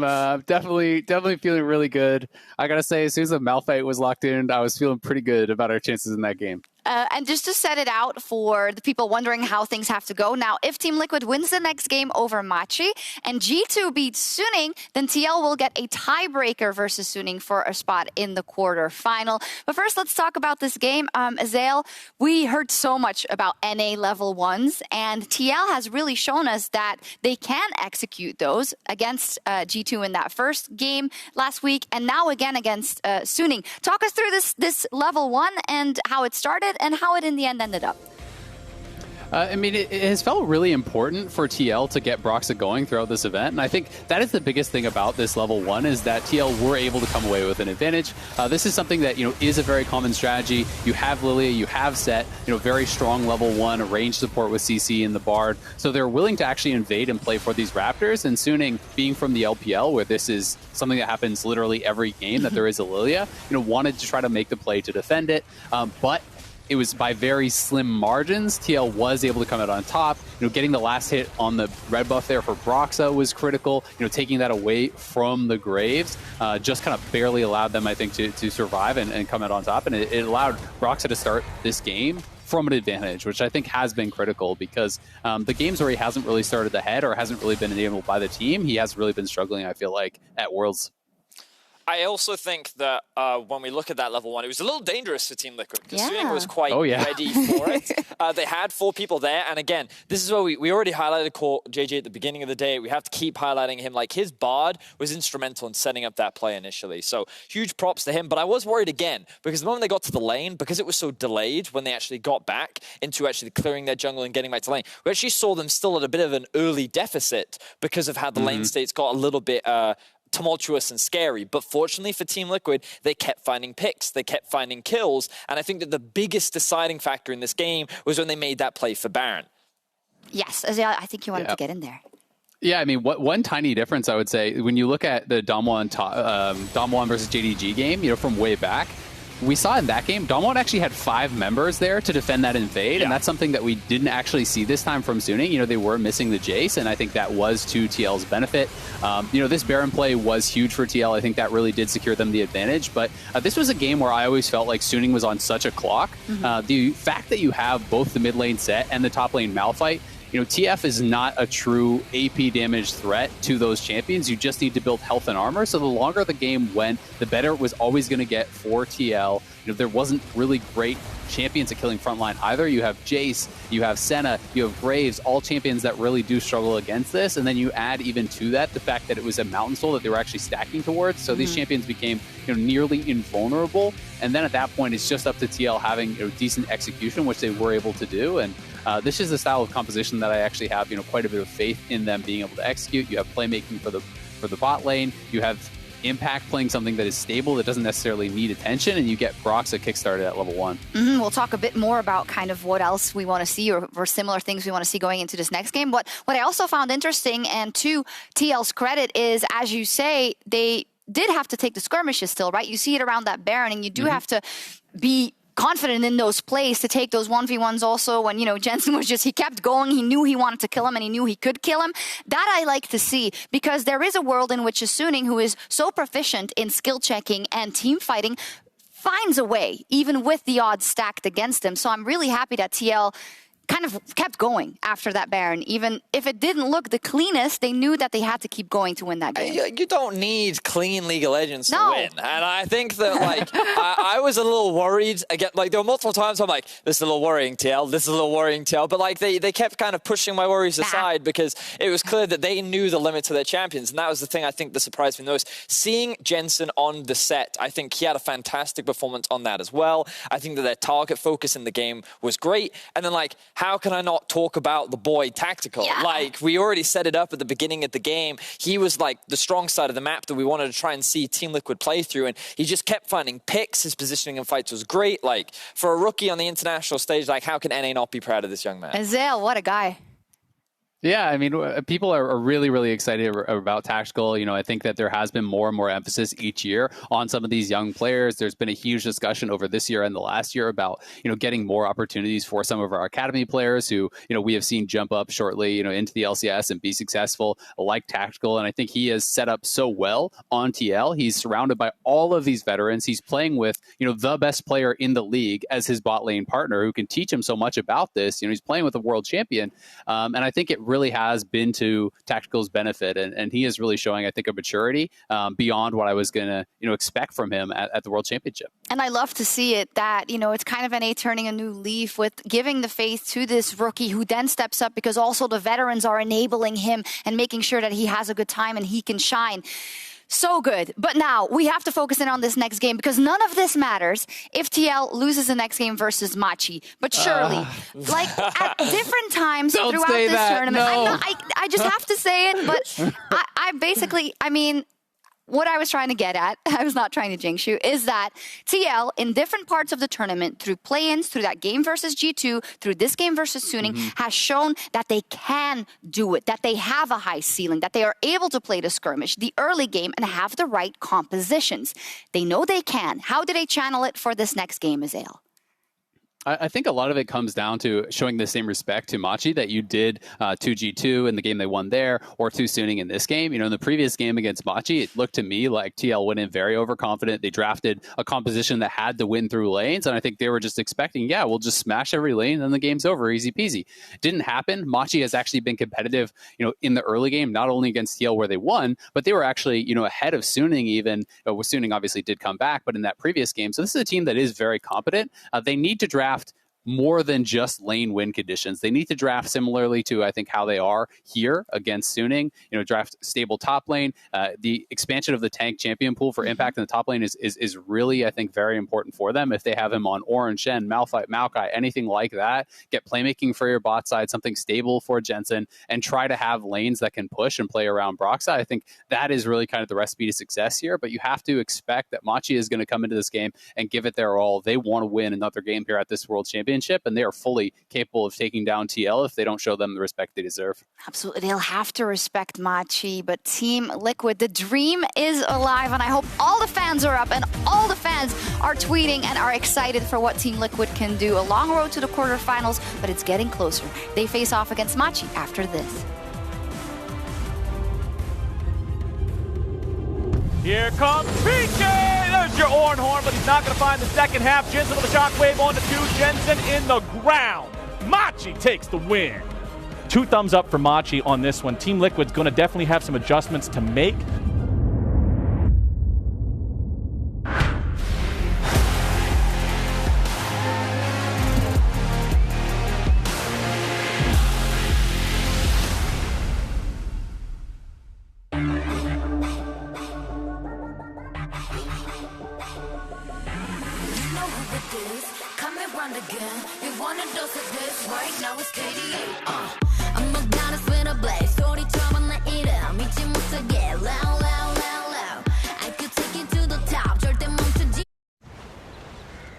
Ah, so you like figuring stuff out? Huh? Come on. Can you solve this? Yeah. All right, clever clogs. Can you get all this done? Whoa. Sorry. Easy. Or maybe you can boss it. Okay, 2 more in the hand. I want to take that thing. Or are you chill enough to fly that? Fly that thing. No, this thing. Everyone's got that one thing they were born to do. Find your force in the RAF. From the outside, who would know what lies beneath? Unleash it with a machine as savage as you are. This is how legends are made. Lenovo Legion. Stylish outside, savage inside.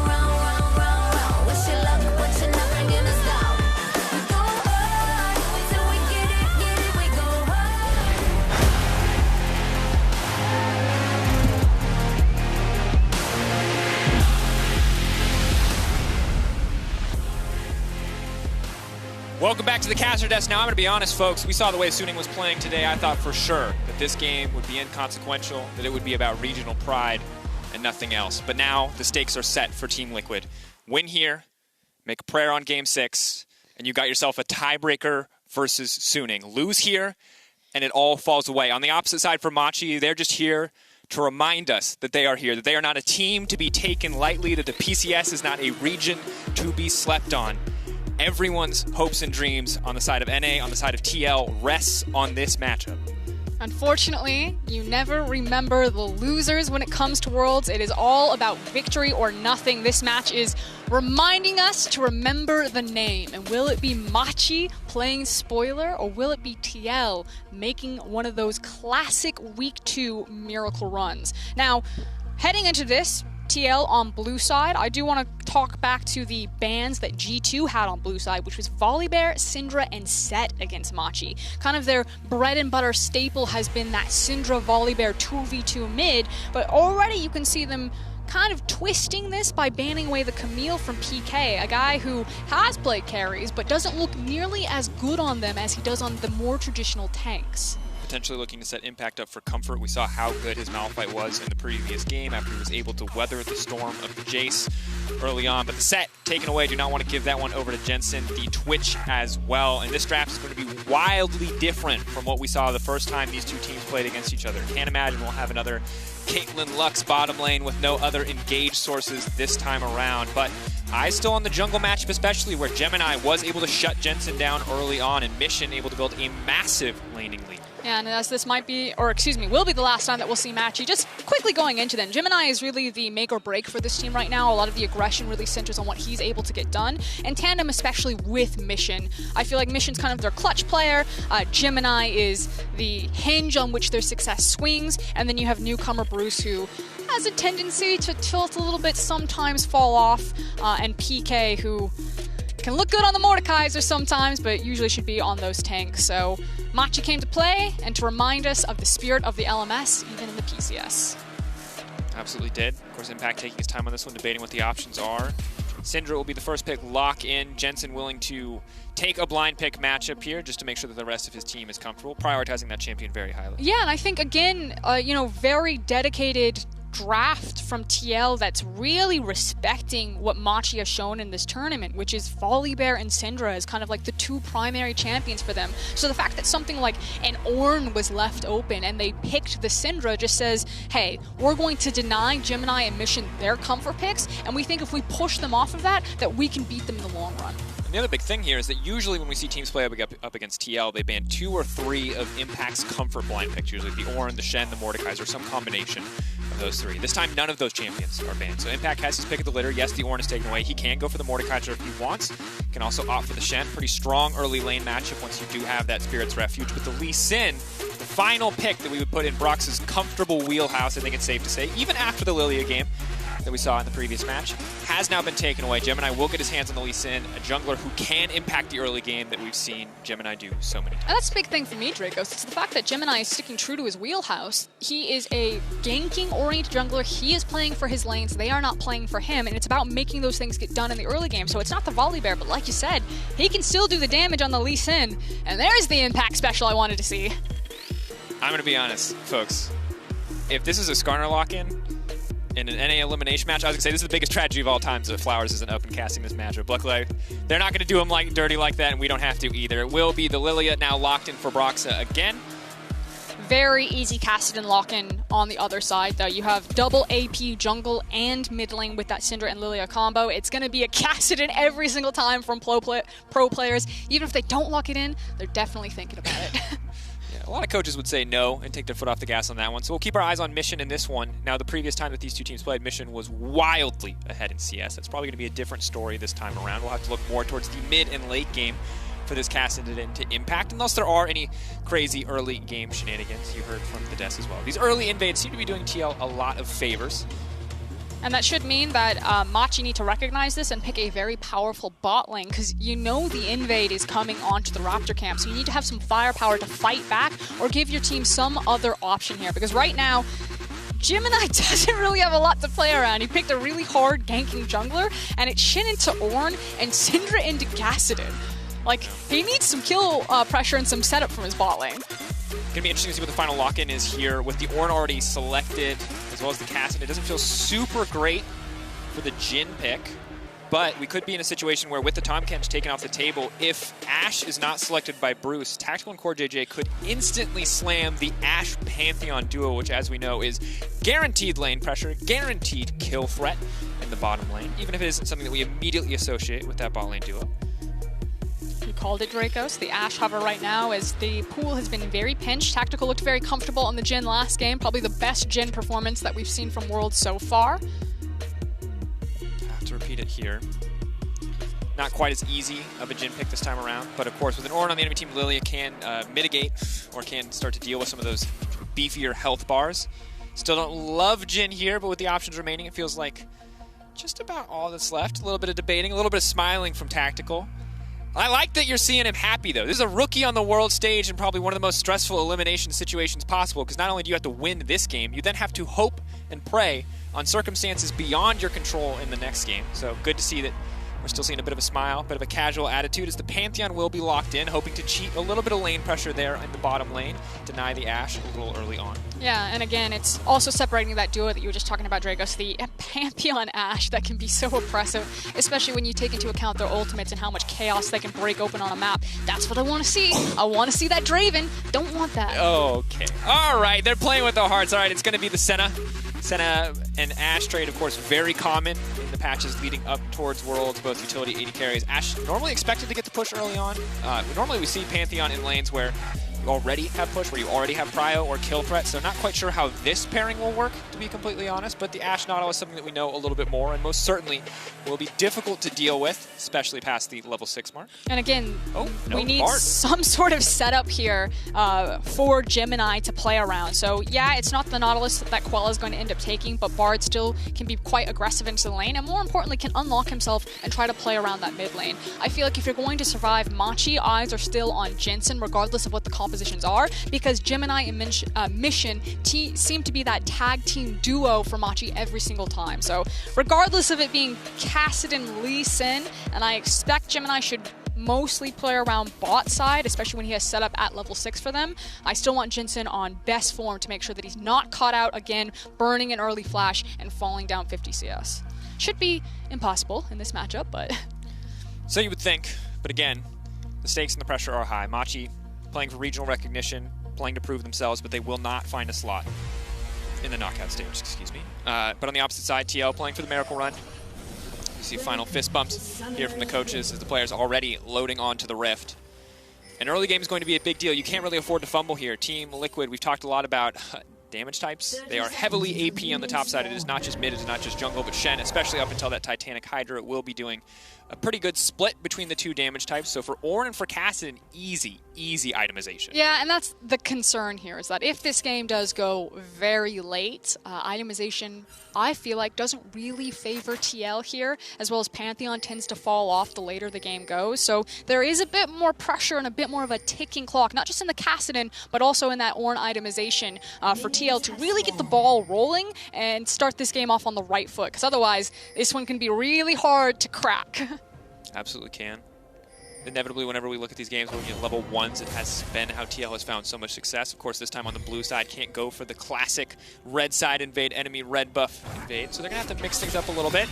They will walk into the enemy team, but still confident to step forward. CoreJJ leaping in. Big Pantheon level 1. Conqueror already proc. That's going to be first blood. TL fans love to see it. Have they lost a game yet when they started with a level 1 like this, Frosco? I don't think so. 100% when you go for the level 1 invade. And now the Senna is really making sense to me right there, as it's back-to-back snares into CoreJJ picking up the first blood. Having that early CC, it feels like a very practiced maneuver, very coached, very telegraphed and planned out of how powerful these champions can be in a level 1 invade situation. And massive start for TL.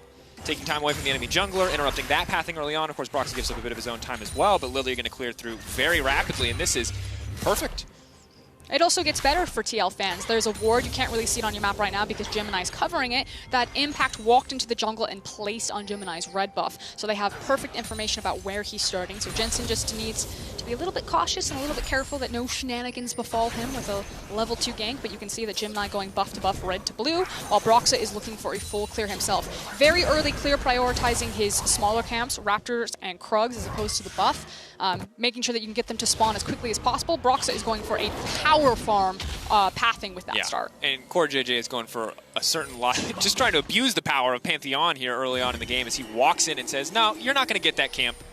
I actually love this play from TL. They are putting Gemini so far behind, chasing him off of camps. And again, because Broxah started Raptor and Krug and is now on his red buff, those camps will be spawning very early. I just think that there's a world here where TL, if they play out this early game pretty passively and like no more kills or skirmishing, although as I say that, Core JJ's sprinting at Gemini, you could see like a 2-level, 3-level difference between the junglers Broxah and Gemini soon.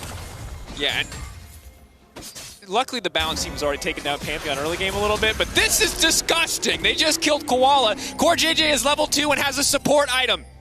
He's 1v1 in Lee Sin's in the jungle. He's one-tapping bards. This man is a monster. He says, Broxah, you don't even have to worry about ganking. I'll gank, I'll support, I'll do it all. I'll get your jungle camps. Core JJ is a fiend early on. It is a disaster for Machi, and everything is going TL's way. I was talking to some of the PCS experts, and they were talking about how Machi in particular are a very emotional team, that they can be subject to tilt. So already facing G2 earlier with some of the mind games with Wonder hovering, and now this type of performance where you're just getting blitzed in your jungle, you could really start to see Machi fall apart at the seams as TL are just sprinting away with this game. Swifty Boots Pantheon now running out of base into the mid lane, ready to make a play as Gemini and PK team up just to get Gemini some farm back here.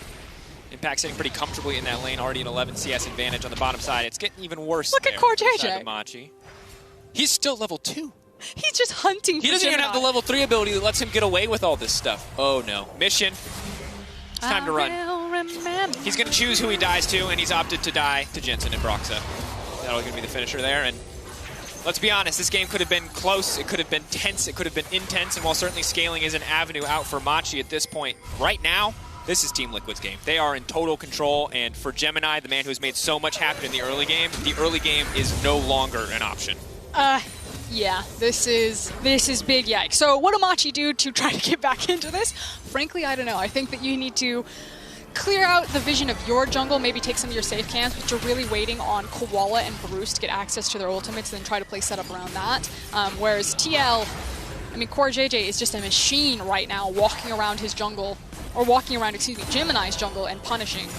Broxah has gotten everything that he's wanted and more. Yeah.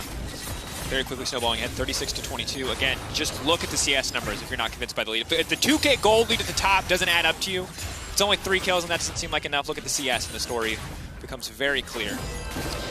So TL are actually holding this wave and skirmishing really intensely on Bruce and Koala. If Bruce and Koala tried to hard force this wave to crash and prevent the freeze, although as I say that, the minions will now focus fire on that single minion and should slow push away from TL towards Machi. There was an avenue where Broxah, after his Krug camp, could have ganked Bruce and Koala and tried to punish them. And I think that's what TL were actually trying to set up before the wave pushed away from them, is getting Bruce and Koala to really commit to them and to continue this snowball. But for now, with the priority that Broxah has bot side, he can start to peek into Gemini's jungle and wants to cover his bot lane. As there they go again, holding hands. Big level advantage here. Have to be a little bit careful though, as Tactical is very much out of mana. Has the biscuits, of course, to bring some of that back, but can't really afford to overextend entirely here. Mission gonna leap out of that one. He's probably already used the ulti a few times, that's why he's not comfortable using the stacks there, but it looks like they'll finally fade away, and he can ult out to safety on that one. Now the engage coming into the bottom side, Tactical potentially in trouble, but Core JJ now looking to turn it. Not a lot of mana left, but he's still got enough for the piercing darkness. We'll step forward, and again, Machi trying to find plays, trying to find something, but ending up empty-handed. Trying to brute force something through the lane phase, but Tactical and Core JJ just make him hit a brick wall, and even 3v2 in this situation will get the wave to crash and a nice back for themselves. And Broxah, now that he knows where Gemini is, can take the Raptor camp. You can see that PK's been pulled. You can also maybe try to take the Kassadin, but PK is going to be able to do a lot of damage here, Ornn-based damage. pretty disgusting. The sleep now coming in. The Shen could be coming in as well. They're going to let that one nap, and now they're going to follow through, and that's going to be a top lane dead as well. And again, no matter what Machi tried to do, Team Liquid have been one step ahead this entire game. And Core JJ is about to get on it too. They're looking for a dive. Impact. Binding's going to connect, but the Shen can just taunt for the wall. They're immediately going to leap onto the Kassadin. Mission has no mana. That's going to be it. Jensen's going to pick up that one on the backside, and Core JJ now running to safety. Impact potentially in trouble here, getting lower and lower. Pull the blade through. No, instead flash out to safety. But TL, this is absolute dominance. 13.5k to 9.8 on the opposite side. 5 kills to 0. This is a smash. And this is what North American fans wanted to see. And yes, it is the PCS, a technically emerging region, even though this roster is really bringing the ghost of G-Rex, the ghost of the LMS to it. You know, you still hold that North America, no matter what you say, they're the 4th best region. But you need this type of domination. You know, when it is a region that is a major region versus an emerging region, you want them to really muscle it out. And TL doing NA fans proud for the first 8 minutes of this game. 8 minutes, Dracos! And that's it! Look at that gold lead! I know. I'm blown away. This is an incredible performance. I wish we could have gotten a replay. So I was waiting for the replay hopefully to come up, but the sleep timing, the fact that Broxah didn't break the sleep and allowed Impact to channel the full Shen ultimate. I mean, so he they calls the Forge God. Oh, it was so good. And then he doesn't pick up, and then he doesn't say anything when the Forge God picks up the phone. Frankly, it's rude. You can't just fall asleep, but like, the narcolepsy action happening over here for PK is very inconvenient for Machi. All I can think of now is ring, ring, ring, ring, ring. That's all it is. It's a 1-800 number. You just call it any time, at least when he gets to level 16. For now, though, he's going to have to wait a little bit. Mission can sit, admittedly, obviously the lead for Jensen here is very big, but Mission shouldn't have too much of a hard time staying in lane 1v1 at least. Catalyst and just base magic reduction coming in from Kassadin is enough for him to at least hold on.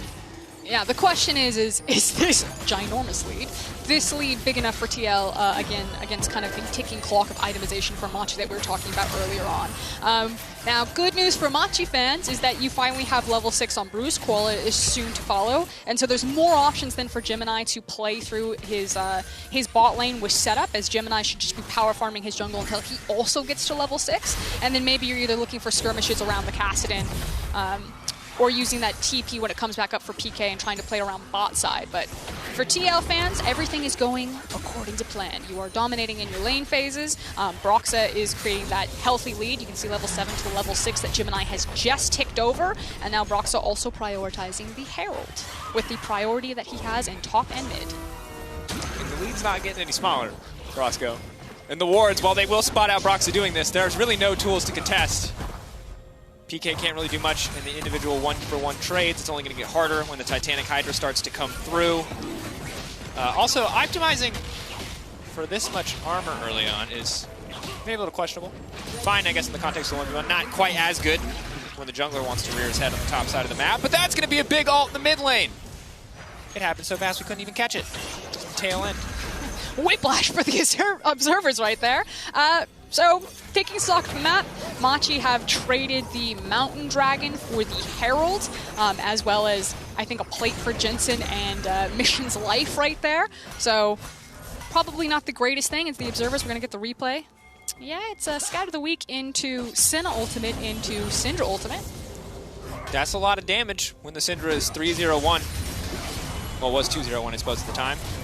Unstoppable now. Impact, of course, playing this matchup flawlessly. The only thing you really care about as a Shen is the Brittle proc, obviously a big chunk of damage. And luckily for you, you have this ability called Spirit's Refuge that blocks all the damage. So things pretty easy. And if the numbers at the top of the screen don't tell you enough of a story of what's happening here in the game, certainly these big blue bars will tell you all you need to see. Okay, but you can see it coming. They've got Koala, he's got Ultimate. This is it. This is their moment for Machi to maybe get something back. Impact.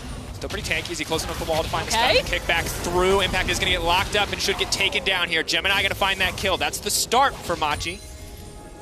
We're on the board for Machi. Now, that said, what was traded across the map? Nothing. I think Syndra is pushing the wave in. Maybe she gets a plate herself, but Senna, again, pushing very slowly, although a potential dive is being set up. Impact's about to teleport possibly to that ward. Maybe Jensen TPs to it. I don't know if they need it, though. And Impact hitches a ride. Well, if they dive the tower, they want Shen. 6 seconds till he respawns. Hold on, Bruce. Help is coming. Here comes Koala. It's time to Hulk out, baby. We need Bruce Banner on the map right now if Machi are going to get anything done. Where's this arrow going to go? What's he going to hold on to? He's got to cleanse as well. They're not going to do it. Bruce. He's got stones, that boy, staying under that tower as long as he did.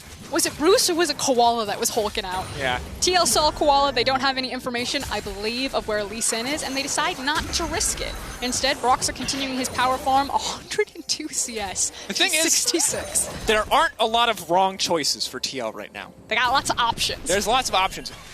Formerly mediocre choices are now good choices because of the lead that they're bringing to the table. They're going to do it again. Oh, going to interrupt there. Koala has just used the ult to stop the initial charge coming through, but he may cost him his life, so he's going to give up some gold and some pressure in the mid lane in exchange for a life of his own. But the tower will still drop, and now Jensen is looking for the cheeky 1v2. Mission leaping forward, trying to get a bit of damage down, but Brox is here for the backup. Any damage at all connects, and he'll be put to sleep instantly. Brox looking for the follow-up. That's going to be one sleepy Kassadin. Nope! Now he's going to go to sleep, and now the finish comes through. TL, again, Jensen Unstoppable tells you everything you need to know. And you can see it written on Mission's face right there. Sits back in size, and there's just not a lot of options for Machi. We just talked about how TL have all of the options and how they want to play out this map, as this gold lead is closing in on 10K before 15 minutes. Yeah. We talked about, TL completing the miracle run. This doesn't feel like a miracle. If it wasn't reliant on someone else winning a game, this would feel like a sure thing with this level of performance. TL have, in the last 2 games, just absolutely dominated. Last game, of course, felt like Draft certainly helped out. But this game feels like absolute dominance from level 1 all the way through. And again, credit to TL Jad over there. I think the drafts have been really clean. I think TL are being very creative, especially with some of the flex picks that they've got. And also the pre-planned, pre-coached setups. I feel like that level 1, especially with Pantheon and Senna, with the Lilia, was really beautiful. Wait. Oh no, did he mess up the timing? Oh no, he messed up the timing! I was like, how does Syndra kill the tower that fast? Oh, that's brutal. Oh no. It's a disaster. Okay, if anything else wasn't a tilter before this, that was a tilter, folks. Ooh, and now we have priority in mid lane. So Jensen's going to walk into Fog of War and apply so much pressure to bot side. Bruce and Koala were like, peace! We can't defend that tower! All they've got is tried this 4-man dive onto Impact. This is Machi's moment. This is the play that they have because bot lane is owned by TL. Taunt already coming through. The kickback, though, not quite going the way that they wanted to go, but ooh, gonna predict the flash coming in from Impact, and maybe they can finish this one, but that's Spirit's Refuge. That's the Bard ult now coming in. They are gonna be able to finish that kill. It costs them damn near everything, but that's at least something back for Machi. Yeah, and the wave is coming in, so they may be able to tie up the tower, but TL can push this all the way through and get some damage onto mid tower, or possibly even just dive mid lane itself. Jensen is so powerful. There's nothing Mission can do, so TL still managing to trade up across the map. TL is continuing to push forward. They'll give up a tower. They're going to break tier 2 mid here. Of course, things are only going to get more difficult for Machi as we move forward, because we're now going to see the Umbral Glaive come out from Pantheon on top of the sweepers, and there will essentially be no safe space left for Machi. They are praying for Team Liquid to take an early inhibitor so they can at least get some gold back. And the really big issue is going to be these lane assignments, as I'll hold it though, because TL may be looking for some picks right before they fall to Infernal. Don't think Machi are going to expose themselves, and so Machi should just wave the white flag here, give away the Infernal. They're not in a position to try to fight for this one. So back to my lane assignment point. You have Kassadin, and he's 0-4-0. He has a really nice necklace. It's got a good pendant, some nice shoes. Catalyst. Look, yeah. Now he's got a little stick. It's not great for him. He needs a while. Yeah. But he can't really do anything in these side lanes. To be fair, we're waiting on a Rod of Ages. He's going to need like a Rod of Centuries at this point. Like we are, it's going to be a journey. Like you guys were like, oh, level 16 Kassadin, time's up. I know that's what people love to spam, but yeah, it might be level 16 Kassadin in 3 items before we really get to see Mission. It truly brings the 200 years meme to a completely different context. And it's brutal. And the thing is like, Kassadin, we kind of, this is a champion that we expect to fall behind early. If he doesn't, we usually view it as a sign that the game is pretty much over. And in this game, not only did he fall behind early, but he has just been blown off the map. 0-4-0, 55 CS difference, and honestly, at this point, Jensen is spending more time in the jungle taking that blue buff than he is in a lane.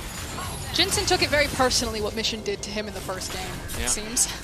Now, Herald is going to be the play for TL, which means that Impact again is the one-man army against what Machi can do cross-map. I think Jensen suspects it, so he walks off of tower, doesn't continue to push the wave, and instead falls back into Krug camp. So that's 6 cents from Jensen, realizing that he was the only target that Machi have available to them. It's still very difficult to pick off a man like Impact without a ton of follow-up. Really need to focus your attention somewhere else, but with Edge of Night already present alongside a Banshee's Veil, the long-range Bard or Ashe ultimates are less and less viable. You'd have to sync them. Again, that Spider Sense from TL, or excuse me, Impact. He's shadowing underneath his bot lane. Because again, what Machi are hunting for is, yeah, you have the Edge of Night, but you're looking for Bard ultimate into Ashe Arrow. But it's just a really hard puzzle for Machi to solve. I don't want to just condemn a team to death, but this one's gonna be tough. Most certainly is.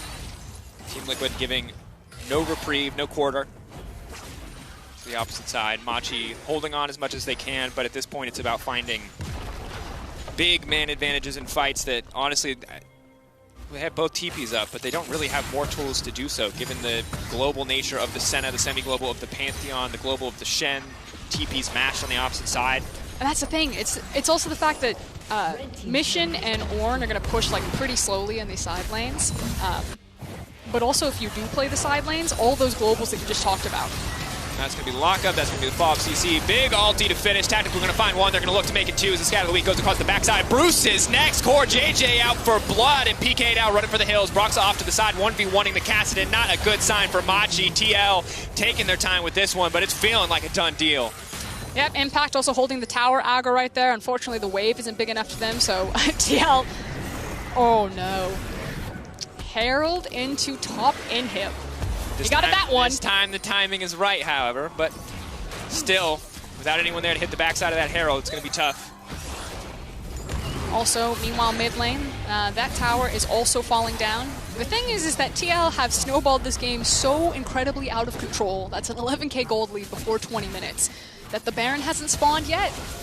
Is this the most one-sided game of group stage? Well, what Suning did to TL was exceptionally one-sided. Yeah, but that was only like 2,500 early on. And that was a lot more about, you know, you don't get to CS under tower, and a lot less about we're going to kill you 12 times. I would say that this one is right up there, but... I'd say statistically more dominant. We can argue about the I think it's fair to say details. That TL have participated in both of the most dominant showings that we've seen from Worlds so far. Okay, I like that. A little bit of spin. Oh, poor PK. You know it's a bad game when the Syndra has to use her ult as an afterthought and not as a primary damage tool. But at this point, the dream is alive for TL. It is a sad farewell for Machi. We'll see when the desperation kicks in and if very individually talented players can try to find some way to force on this map. Mission at least has 2 points in ultimate. And confirming that this is the highest goal difference at 15 that we have seen in a group stage game. So insanely dominant so far. Does that make it statistically the most dominant game? I think statistically, yes. But I think obviously League of Legends isn't just the numbers. Like you can argue that someone has no chances even if they're not behind in gold, right? The invisible numbers, like scaling, etc. But regardless, you can tell the game is one-sided when we're getting into the nitpicky arguments about what it means. And Ornn really needs that Abyssal Mask. All right, reminder. If you were just watching what this game means, it is 2-3 for TL. If they move up to 3-3 and G2 can beat Suning, TL and Suning will play a tiebreaker for second in the group. That is right, TL could make it out of groups. Now, if you are an EU fan, you also want G2 to win, not because you love NA, although that might not hurt at this point in time, but because that means G2 get first. If G2 lose to Suning, they're going to have to play Suning in a tiebreaker. And G2 in tiebreakers is shaky ground, EU fans. So right now, you're rooting for TL, and you're rooting for G2. EU and NA, united front. As we may see, united in rivalry for NA and EU here. If you're a Machi or Suning fan, if you're a Machi fan, you're having a real bad day. That's true. It's a rough day. A fly flew into your coffee. Your toast was burnt. Oh, it's not good. The toast was so burnt. You didn't even get real butter. You got that fake stuff. You got margarine. They say you can't believe it's not butter. You can believe it's not butter. Broxah can't believe it's not over already. The kills are now coming through. Koala gonna get taken out here. The Ignite to finish it off. We'll get burned down. Core JJ now on a killing spree. 3-0-5. Only 2 deaths on the team, and they're coming in from Impact, and it took 4 members from Machi both times to do it. Impact and the rest of TL could look to end the game right here. a small amount of risk in that proposition, but with PK getting locked up now, not so much anymore. That's all the engage options down, all eyes on Mission, but he doesn't really have the damage to close this one out. TL, though, running out of minions quickly. Will be able to grab at least one tower. Stun now going in. CoreJJ going to have to back off of that one. Maybe, just maybe, Mission can start to turn this one. Have they overstayed? Bruce stepping forward, slowly chipping away, slowly whittling them down, but that's going to be Sleepy, and that's going to be a tactical leaping forward, but he will get taken down by the Kassadin. Gemini on the backside, Koala coming forward, big ult going down. CoreJJ locked up. Most certainly will fall here. Spear going in. CoreJJ living for way too long, with the shutdown will come in. TL will now back off. Okay, Gemini may continue to chase, but I think he's relatively low health. So good news for Machi fans, you got 2 kills on Mission. Bad news for Machi fans, Mission almost fumbled that one with the timing on the Bard ultimate. I think it was the fadeaway Q, if I recall correctly, from the Kassadin. We'll get another look at this one. But they will at least live to fight another day as, I mean, frankly, TL pulling a little bit of a G2 here, staying very long in the base. You talked about kind of high risk versus, low risk versus high reward. The only thing that could have gone wrong is if Kassadin picked up, I don't know, a pentakill here. Definitely would have been bad. Certainly 1 kill and a shutdown is less than ideal. And right here, you know, Mission, he goes in and just slightly mistimes it, but the fadeaway Q, yep, into a massive shutdown on Mission. This is big. Yeah, look, he's got his Roa, and now he has his Archangels. Yeah, the thing is, though, that he got that tier maybe 2 minutes ago. So we're waiting a long time for that Xerath. Listen, Mr. Glass half empty. You're right. It's a start. Definitely TL a little overconfident on that play, looking to end it quickly. Still very much in control of this game. I mean, you look at the goal, it tells you the whole story. It's 10K in their favor, especially now that we're seeing the Locket come out as well from Impact. Second item, a little bit early normally to see this one, but any damage mitigation at all severely lowers Machi's kill threat, as they just going to take a lot more resources to finish anyone off at this point in the game. Yeah, and at this point it looks like TL are done playing with their food. They're instead trying to set up around the Baron. They may need to reset and get some more control wards. They still do have 2 sitting on their inventory, but naturally they're trying to find a pick, preferably on Gemini, as Impact is taking care of the bot wave. He wants to walk that one all the way in and then see who responds to him, as TL now turn on the Baron. Koala coming in, they can try to check this one. We've seen steals this tournament, no doubt. 42 souls coming in for Senna, so just past that second checkpoint. It is a relatively slow Baron from TL. Yeah, they don't really have a ton of sustained damage here. Brock's obviously going to chip away at it pretty rapidly, but a lot of that max health damage is heavily capped against Baron. Ult coming out, though, is going to make things difficult. Will force TL away, but will not set them up to steal. And meanwhile, on the bottom side of the map, Impact just continues to push forward. Yep. TL playing this one very patiently. You can see the backs now coming in. It's response from Machi's because someone has to pick up these waves. You do have teleport available for PK and Mission, so they need to be the ones to grab hold of it, which just means that TL right back on the Baron. They have Senna, so all of that health that they lost initially trying to do the Baron has virtually been repaired, and now they're pulling Impact in. Should be pretty easy to finish off. TP coming in. This will be the last stand for Machi. They're running forward. Mission, though, just getting chunked out before the fight even starts. The arrow is there. 3K getting lower. Team Liquid, though, holding. They know they can't pull the trigger. They know they can't burst this one. If they just walk away, there's no chance for Machi to get it. Especially with Syndra's not in the pit. If Jensen was in the pit, maybe TL could look to burst it because Syndra's damage would be so hard to outdo here. They're holding it low. They have Kassadin. I don't know how many stacks he has on that TP, but they could potentially look to take this one away. Look at the base. One Nexus Tower is very heavily damaged. That's CoreJJ. Leaping forward, the stun is going to catch him out. Bruce is going to flash over the wall. They're buying a bit more space. With the Baron off the table, TL are still very far ahead in terms of these fights. Leaps out, pressure in the mid lane. Creeps collapsing. TL can turn right back to the Baron. They can take the Cloud. They can take whatever they want on the back of this one. And Machi actually managed to survive here. Stalling out the Baron. They didn't lose a Nexus Tower. So good wave management from them, and they also got the TP off of Impact as well as the Stand United. So it's not like TL can run back that same formation again. They do have TP on Jensen, so maybe they try it with their mid laner, but very well done from Machi to buy themselves a little bit more time. You can see Mission on your screen right now, level 15. I don't know if level 16 will really be the difference maker here because he's still very far behind in itemization, does have access to the stopwatch, however. But Machi know that they have one more team fight left in them to try to find a win in this game. Yeah, but definitely Team Liquid are probably aware that they need to respect the Kassadin flanks at least, because while many of their members are very strong, Edge of Night is probably not going to be enough to keep Tactical alive, so CoreJJ may need to be a little bit more careful, making sure that at least someone is there to peel for his AD carry. regardless, this stage of the game, Machi doing what they can to hold on, and it's not over until the Nexus falls. So TL just composing themselves, knowing that time is still relatively on their side. The Kassadin not quite the big threat yet. The arrow's going to come in, will miss, as well as the ult. Fancy feet from Jensen. Can't dodge it all, however, as PK is now looking for the follow-up, but they're not going to fully commit here. They do not want to overstay their welcome, overcommit their hand. Being very respectful that they didn't have full information about where Tactical and Broxah were. Obviously, Tactical and Broxah were underneath shadowing. Now that they have inside track on this bottom inhib, TL, take 3 ultimates, Bard, Ornn, and Ashe ultimate, and then walk bottom. Kick back, Jensen in the middle of the team. Maybe they can get the follow, but they don't really have the damage quite yet. Koala gonna get 1 tap, but not quite. The shutdown now onto Jensen, that's big. Koala dying to creeps, though. Bruce taken out as well. Broxah just sweeping through the entire team. He's just too fast to be dodged out on. They're going to close that up pretty easy. Kassadin on the flank, maybe wanting to get something done. There's so many low health bars. Mission. On a mission. Trying to find the flank, but it's looking like it might already be over. CoreJJ ready to instantly stun the second Kassadin leaps forward. You also have the Stand United about to come up on Impact, and if they're not keeping perfect information about that cooldown, Mission might not even try to risk this. And because it's Kassadin, it's not like he can clear out or contest these waves.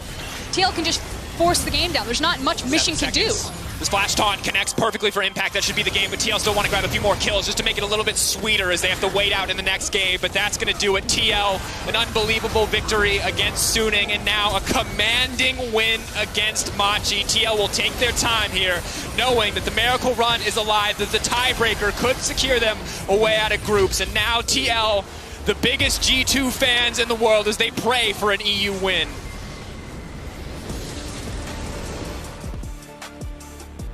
Outside of losing to G2 in the second time around, TL have done everything in their power to set themselves up to walk out of groups here. 3-3 on the day. They showed up when it counted in those high must-win pressure situations, and probably their most dominant look of the tournament so far. Yeah, and it just, once again, from start to finish, ludicrous how dominant TL were in that game. An incredible performance from the NA squad. Really showing us the same level of strength that they showed against the emerging regions in play-ins. Now bring it to bear here against Machi. Was a thing of beauty to watch. That said, they now have to have the most miserable 30 to 45 to 60 minutes of their life as they watch Suning and G2 playing, knowing that if Suning win, that is it for them, that their tournament is over, that they will go home empty-handed, but also knowing that if G2 win, that they will get their shot to make it out of groups. But they've got a hungry G2 on their side, because if G2 win, they take first. That's true. Now, I do want to take a moment right there, because while the stakes are very high for TL, G2, and Suning right now, it is our goodbye for Machi. Machi had a lot to prove here. Obviously, the former GX roster, then picked up by Machi. They wanted to stay together. They wanted to remind everyone that the LMS is still here and able to compete. Had some high moments, especially from Gemini and Mission in particular. And it is a sad day to see them go, but I always love it when we get to see some of these players taking the torch or the mantle of the Maples, the Fofos, the Westors. I love me some Westor. Well, throughout Worlds, MasterCard is highlighting everyone cheering from across the globe and MasterCard fans of the decade. And today we say hello to Nell Latoza from UK. She's hoping to watch G2 make the final once again here at Worlds after watching them on stage in Paris last year. Now we're going to see G2 in action after the break as they face off against Suning in the fight for first and the fight for Liquid.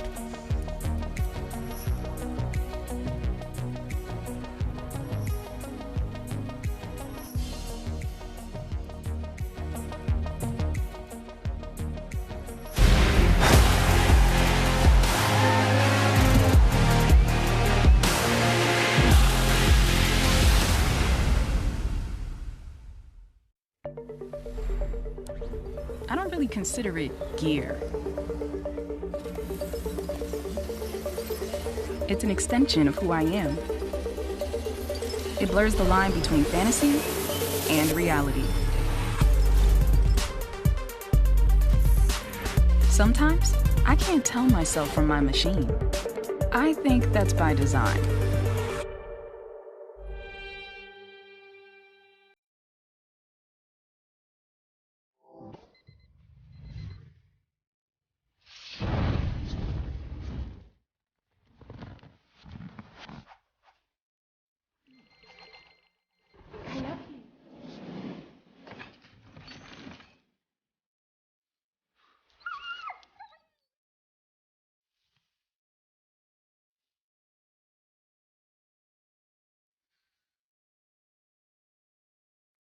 Axe. Smell ready.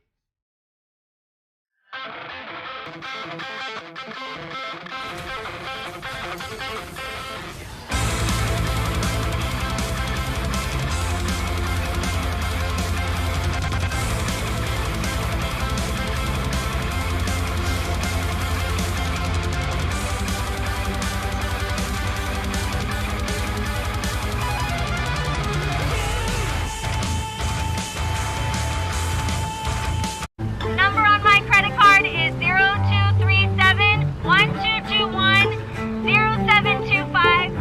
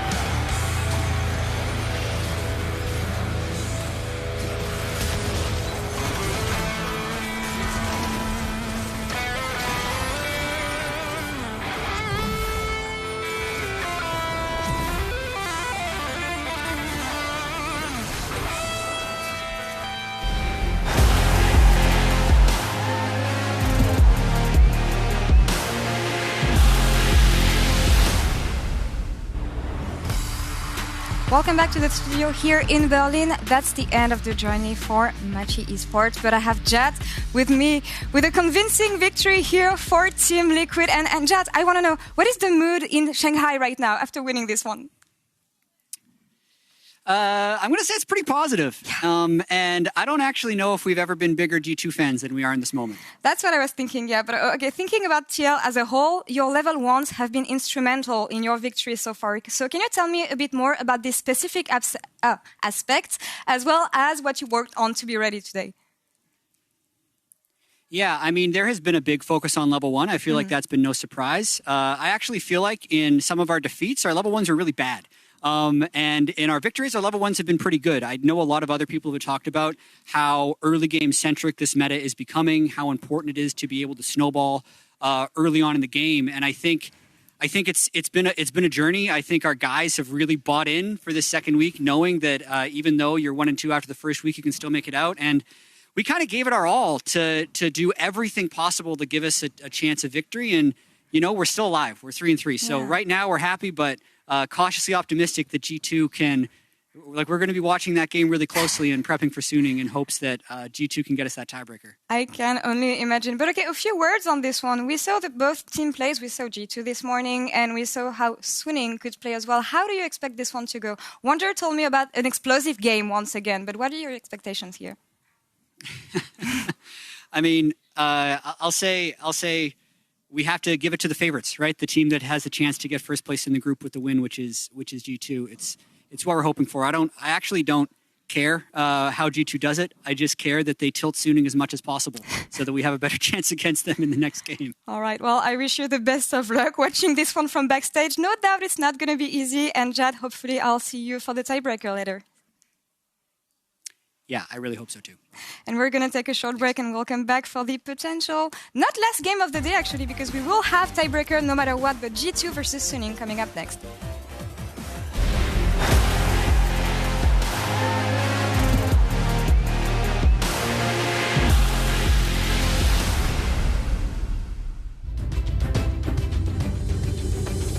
Trouble is now Sword Art going to be taken out. Bid looking to find the damage in the back line. Nicky's going to be taken low. And Suning with a beautiful counter-attack.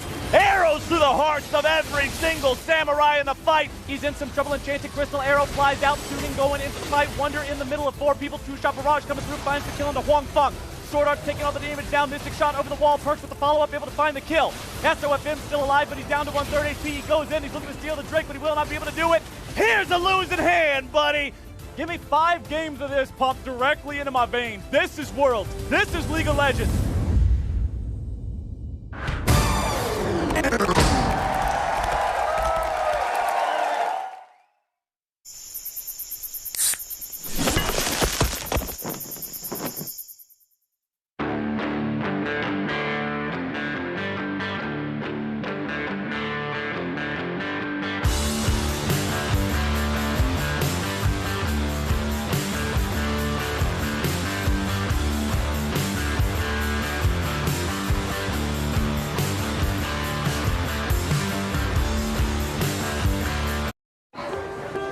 Morning, Abby. Shit. One more time. Year 5, well done. Thought about trying it like this. What do you think? My favourite one so far. How would you define identity? Creating a piece of work that represents you. Bit of a tough year last year, totally different this year. I think you can achieve whatever you want to in life. You need me, come and talk to me. Teaching. Every lesson shapes a life. Search Get Into Teaching.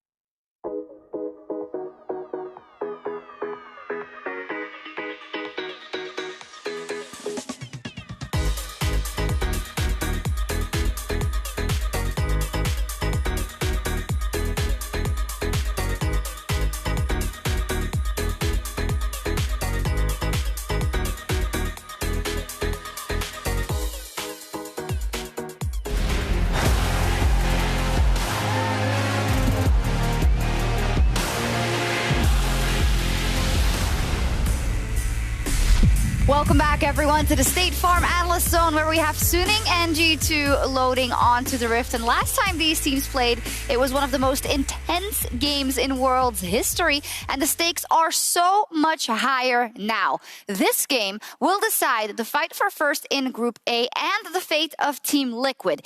If G2 wins, G2 is first, and Team Liquid and Suning face off in a tiebreaker game. If Suning wins and G2 lose, Team Liquid is out of Worlds, and G2 and Suning have to play an extra game, a tiebreaker, for first. EU holds NA's faith in their hands and also the chance to lock first seed. And we know how important that's going to be if we look down at the other groups and their potential #1 seeds. And NA now get to experience the struggles that all EU fans have of trying to believe in G2 esports. Because they are a bit of a roller coaster. You never quite know which G2 is going to show up on the day. But the good news for TL is G2 have been on form today, and they look poised and ready to take on Suning. Yes, let's look at G2 and the fact that they came into this World Championship, as always, with high aspirations. They had the best year in the organization's history last year with the MSI title and the World Finals, and they're looking to go deep in this World Championship. But getting the #1 seed, Yamato, would be very, very good for them. It would be historical. G2 have never done it before. They've been at the World Championship a couple of times, and getting that first seed is going to be monumental, especially in a tournament that is so stacked. I think G2 are looking at this as an opportunity to gain maybe a lot of fans, or just do... Right now, they have a lot of fans.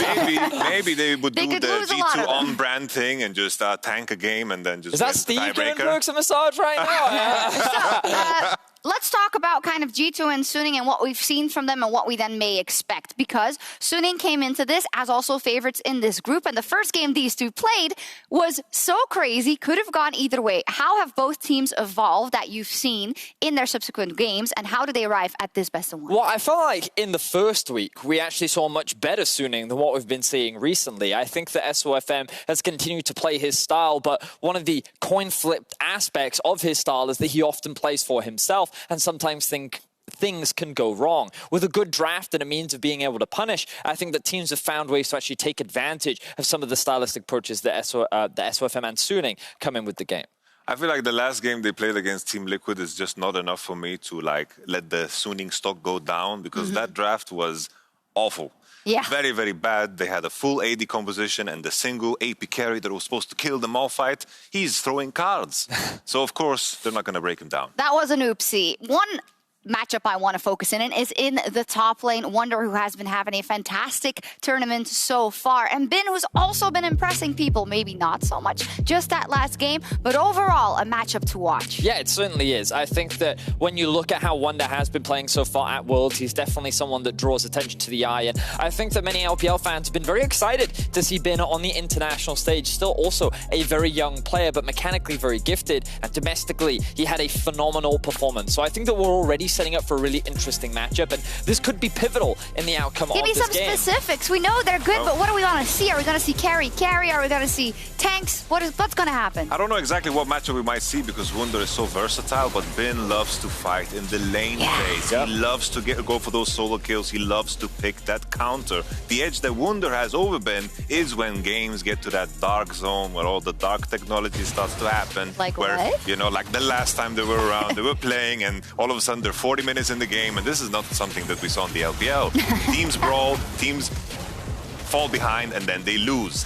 SOFM and Suning, they were very surprised. I hope they learned a lot from the last one. I think one of the biggest things in the last time that they faced was we saw an Ornn versus Renekton match up in the top side of the map. And I think that's actually one of the biggest differences, though, because Yamato already talked about the versatility and depth that Wonder showcases in his champion pool. But that was extremely valuable when it got to those late stage fights in their last game. And I think the Wonder's only continued to show a wide array of styles. So I wonder if he's going to try and match up in the carries, or instead we're going to see more of a team-focused play. All right, we got to go predictions. Is G2 going to keep TL in the race and give themselves the first seed? I really do believe in G2 Esports. I think that they have been playing extremely well right now. I think that they've come in well prepared, and I think they have a plan. Fast. Honestly, the people watching the broadcast don't want to hear my prediction. So just want to see the game. Yes. All right, cool. This is the game that will decide the fate of Group A as G2 and Suning face off in an epic rematch. Let's go.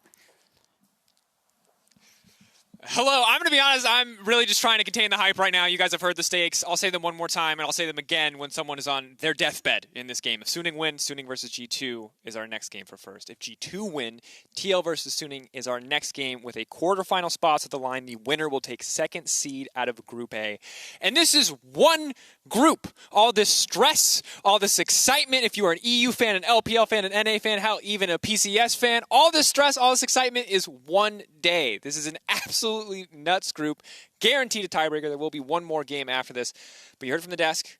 A lot of different things to talk about when we look at this matchup. Last game, Frosk, I know a lot of people were like, oh my God, G2, ooh, crushed that game, and they believed in it. But I know that you have a bit more of a tempered take on what exactly happened in the previous matchup. The last time that Suning faced G2, it felt like G2, in my opinion, broke the draft difference. Their team fighting was crisp and beautiful. They outfought Suning. They pulled it back in a crazy base race. So I don't expect them to win in the same way that they did the first time around. That said, now going into the draft, Suning on the blue side. Just to quote Yamato, we had a horrible draft the last time from Suning. Sofum's pathing was really punished, didn't really help out his laners. They fell behind, and then TL's composition just made it that Suning's comp couldn't do anything to them. So need to make some drafting adjustments here and really give firepower back to the laners, particularly Bin, because he is up against Wunder. I think that these two are the best top laners in this respective group, and I really do want to see their heads clash. And with Lucian now banned away, as well as two of the relatively safe blind pickable top laners in Shen and Ornn, you have to feel like this is a bit of a call-out from Bin towards Wunder. He was BMing with the Aurelia Jace hovers previously, the Galio now taken away as well from Angel, limiting that global presence. But we're now set up for a very explosive top lane matchup. We could be seeing Volibear Renekton, or we could be going even deeper into the carry pool, the Camille's, the Jaxes, so many things up and available. You would expect that this would be a priority pick for either mid or jungle. Sofum usually would grab a jungler here, like a Graves. That's interesting. Wow, giving so much respect to Cap. So something that I really wanted to point out was the fact that they're banning Lucian from blue side. We've seen a couple of drafts where Lucian has completely fallen through, and you've seen when G2 gets their hands on this champion, as well as some of the other teams in the other groups, how powerful it is. And it is something to kind of keep track of as we go deeper into this tournament, especially open up into best of fives. Is this Suning having a very clear-cut plan from their coach right there to ban the Lucian, priority pick Syndra, and limit maybe Cap's effectiveness or his champion pool? Or is this Suning saying that they just don't play the Lucian, or they won't play the Lucian into the mid lane for the tournament? Yeah, interesting. Playing the Lucian would most likely mean a follow-up Lilia pick.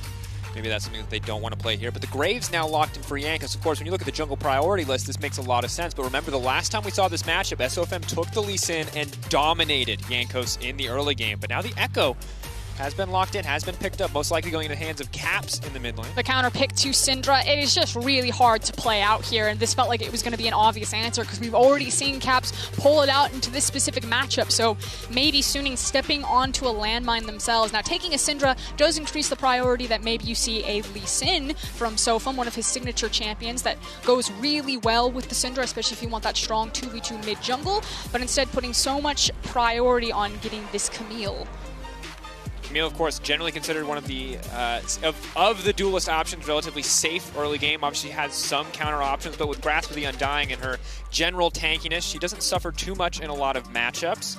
But now the Renekton will be locked in, so we have the entire top side now confirmed for the G2 Esports lineup. And already you see the priority on what feels like from Suning's draft is a lot of more about denying, not that their players can't play these champions, but rather than grabbing kind of power picks for themselves, it feels like they're denying power picks from G2. You know, we saw perks pop off specifically in the Ezreal, and that means that then they're not getting some of their bread and butter combinations. You know, Sofum's Lee Sin immediately snapped off the board there when you see a Syndra, and I'm like, okay, this might be Sofum's Lee Sin, Syndra Lee, very powerful, but it's not going to be available for them. Now I'm curious to see what G2 want to prioritize for the bottom side of the map. Obviously with Hanfeng having the Ezreal available, he's going to have a lot of independency, a lot of agency. Maybe we get a Bard support coming out for Sword Art. Maybe something that can roam a little bit more. But on the opposite side, because there's a Camille on the enemy team, maybe do we see a Tahm Kench trying to protect perks, trying to protect members in these more drawn-out fights against the likes of a Syndra. Value on that pick is very high from the Devourer alone. I feel like Senna Kench would be the obvious answer for G2 here in the draft phase. I would imagine that they'll grab Senna as kind of next pick unless it's banned right here. I mean, the thing is Kalista is still up and available. But the thing is like you said, there's Syndra and there's Camille. Kench's priority skyrockets here. And Ezreal Kinch just isn't that great of a matchup. So it's not like there's any threat of Suning grabbing it here. This decision going to be Thresh banned away. I like it. Want to limit the proactive playmaking champions that Mickey can bring to the table, especially now that the Rakan has been banned away as well. It also takes that stock down in that Kalista that you were talking about. These are big options, of course. These final picks can decide so much about a draft. SOFM really saving his pick till very late in the draft. Wants to have as much information available as possible because it's not just about what he can do to Jankos early on, but what he can do to the rest of the map. Because now we have the Senna locked in. Feels like a more passive answer to the Ezreal. At this point, you need to grab your bot lane. You're probably looking at Ezreal Bard, long distance champions. Sword Art obviously has a phenomenal Bard. Would also work very well with them trying to contest for lane phase. Bard now locked in. See what the final pick will be here. Of course, G2 have pretty heavily telegraphed that they will want to play around the top side of the map. And now the Jarvan locked in for SOFM. This is a pick that has dropped in priority significantly this year, but does still rear its head. Very much a tier 2, maybe even tier 3 jungler when you look at team priorities, but obviously can still have a very big impact in the early game with the Flag and Drag, with the Cataclysm. It's also the LPL special, you know, that Cannonball comp. You're one Galio away from Camille and Jarvan and Galio of being the highlight, and that just got locked in. I didn't think we'd see one of those ever again, but there it is. That's a Senna support now for Mickey. Perkz busting out the Kalista, and the big question is going to be, does he bind with the Crocodile and sacrifice some of that early laning power to really double up on team fight? It's going to be interesting to track. Of course, feels like we would, or up until the Kalista pick, it felt like we'd be looking only at the top side for G2. Echo and Renekton would love to have the support from Graves, but now it's very much a different story. Eyes on the junglers inevitably in this matchup, but the top laners as well. Fighting a lot for lane priority here from G2. They are not going to let Suning just have these free lane phases with the Kalista coming out right now. And like you said, we're curious where he's going to bind with. Does he not bind with the Senna and instead bind with Wonder the Crocodile for these big team fights? Perkz, of course, is a phenomenal Kalista player. If you guys haven't seen it yet, if you're not fans of the LEC, so watch out for that one, as Hongfeng and Sword Art definitely have their work cut out for them. But on Bard and Ezreal should remain pretty safe in the lane, but will probably lose down priority unless something really goes sideways. Have to keep our eyes, especially now, as well, on the early game level 1s. What's it going to be? So many teams have doubled down, so many teams have gambled, and so many teams have lost on the back of a bad level 1. So see what both teams want to pull together here as we get ready, as we load into game. This could be the final game for G2. We'll have to find out, but either way, Suning is going to have to play 2 back-to-back. Will it be a tiebreaker for second, fighting for their tournament lives, or a tiebreaker for first, knowing that no matter what happens, they can make it out of groups? Look at the disrespect from Ben. That is teleport ignite. Folks, I'm going to level with you. I talked to Whippo a lot about top lane matchups. I learned a lot about how Renekton Camille goes. But he never mentioned Ignite or Omnistone, and I'm going to guess he didn't mention it to you either, Frosco, so we're just going to have to see how this one unfolds. Okay, so here's the thing.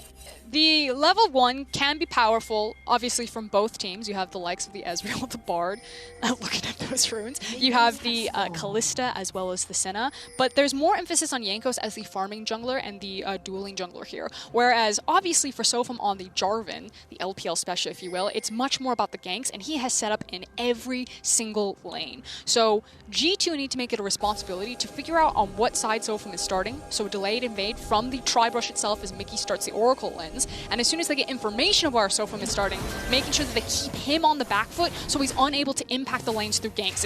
Here's level 1. Walking forward, contesting this one. Red buff should reset. How long do they want to spend here? This could be the big question. Smite is going to be important. And sadly, the red buff's patient, not resetting quite yet. It looks like G2 just trying to get that reset to buy more time. But Jankos is actually going to be the one who suffers as he takes a ton of damage. Mickey as well going to be forced to flash out to safety.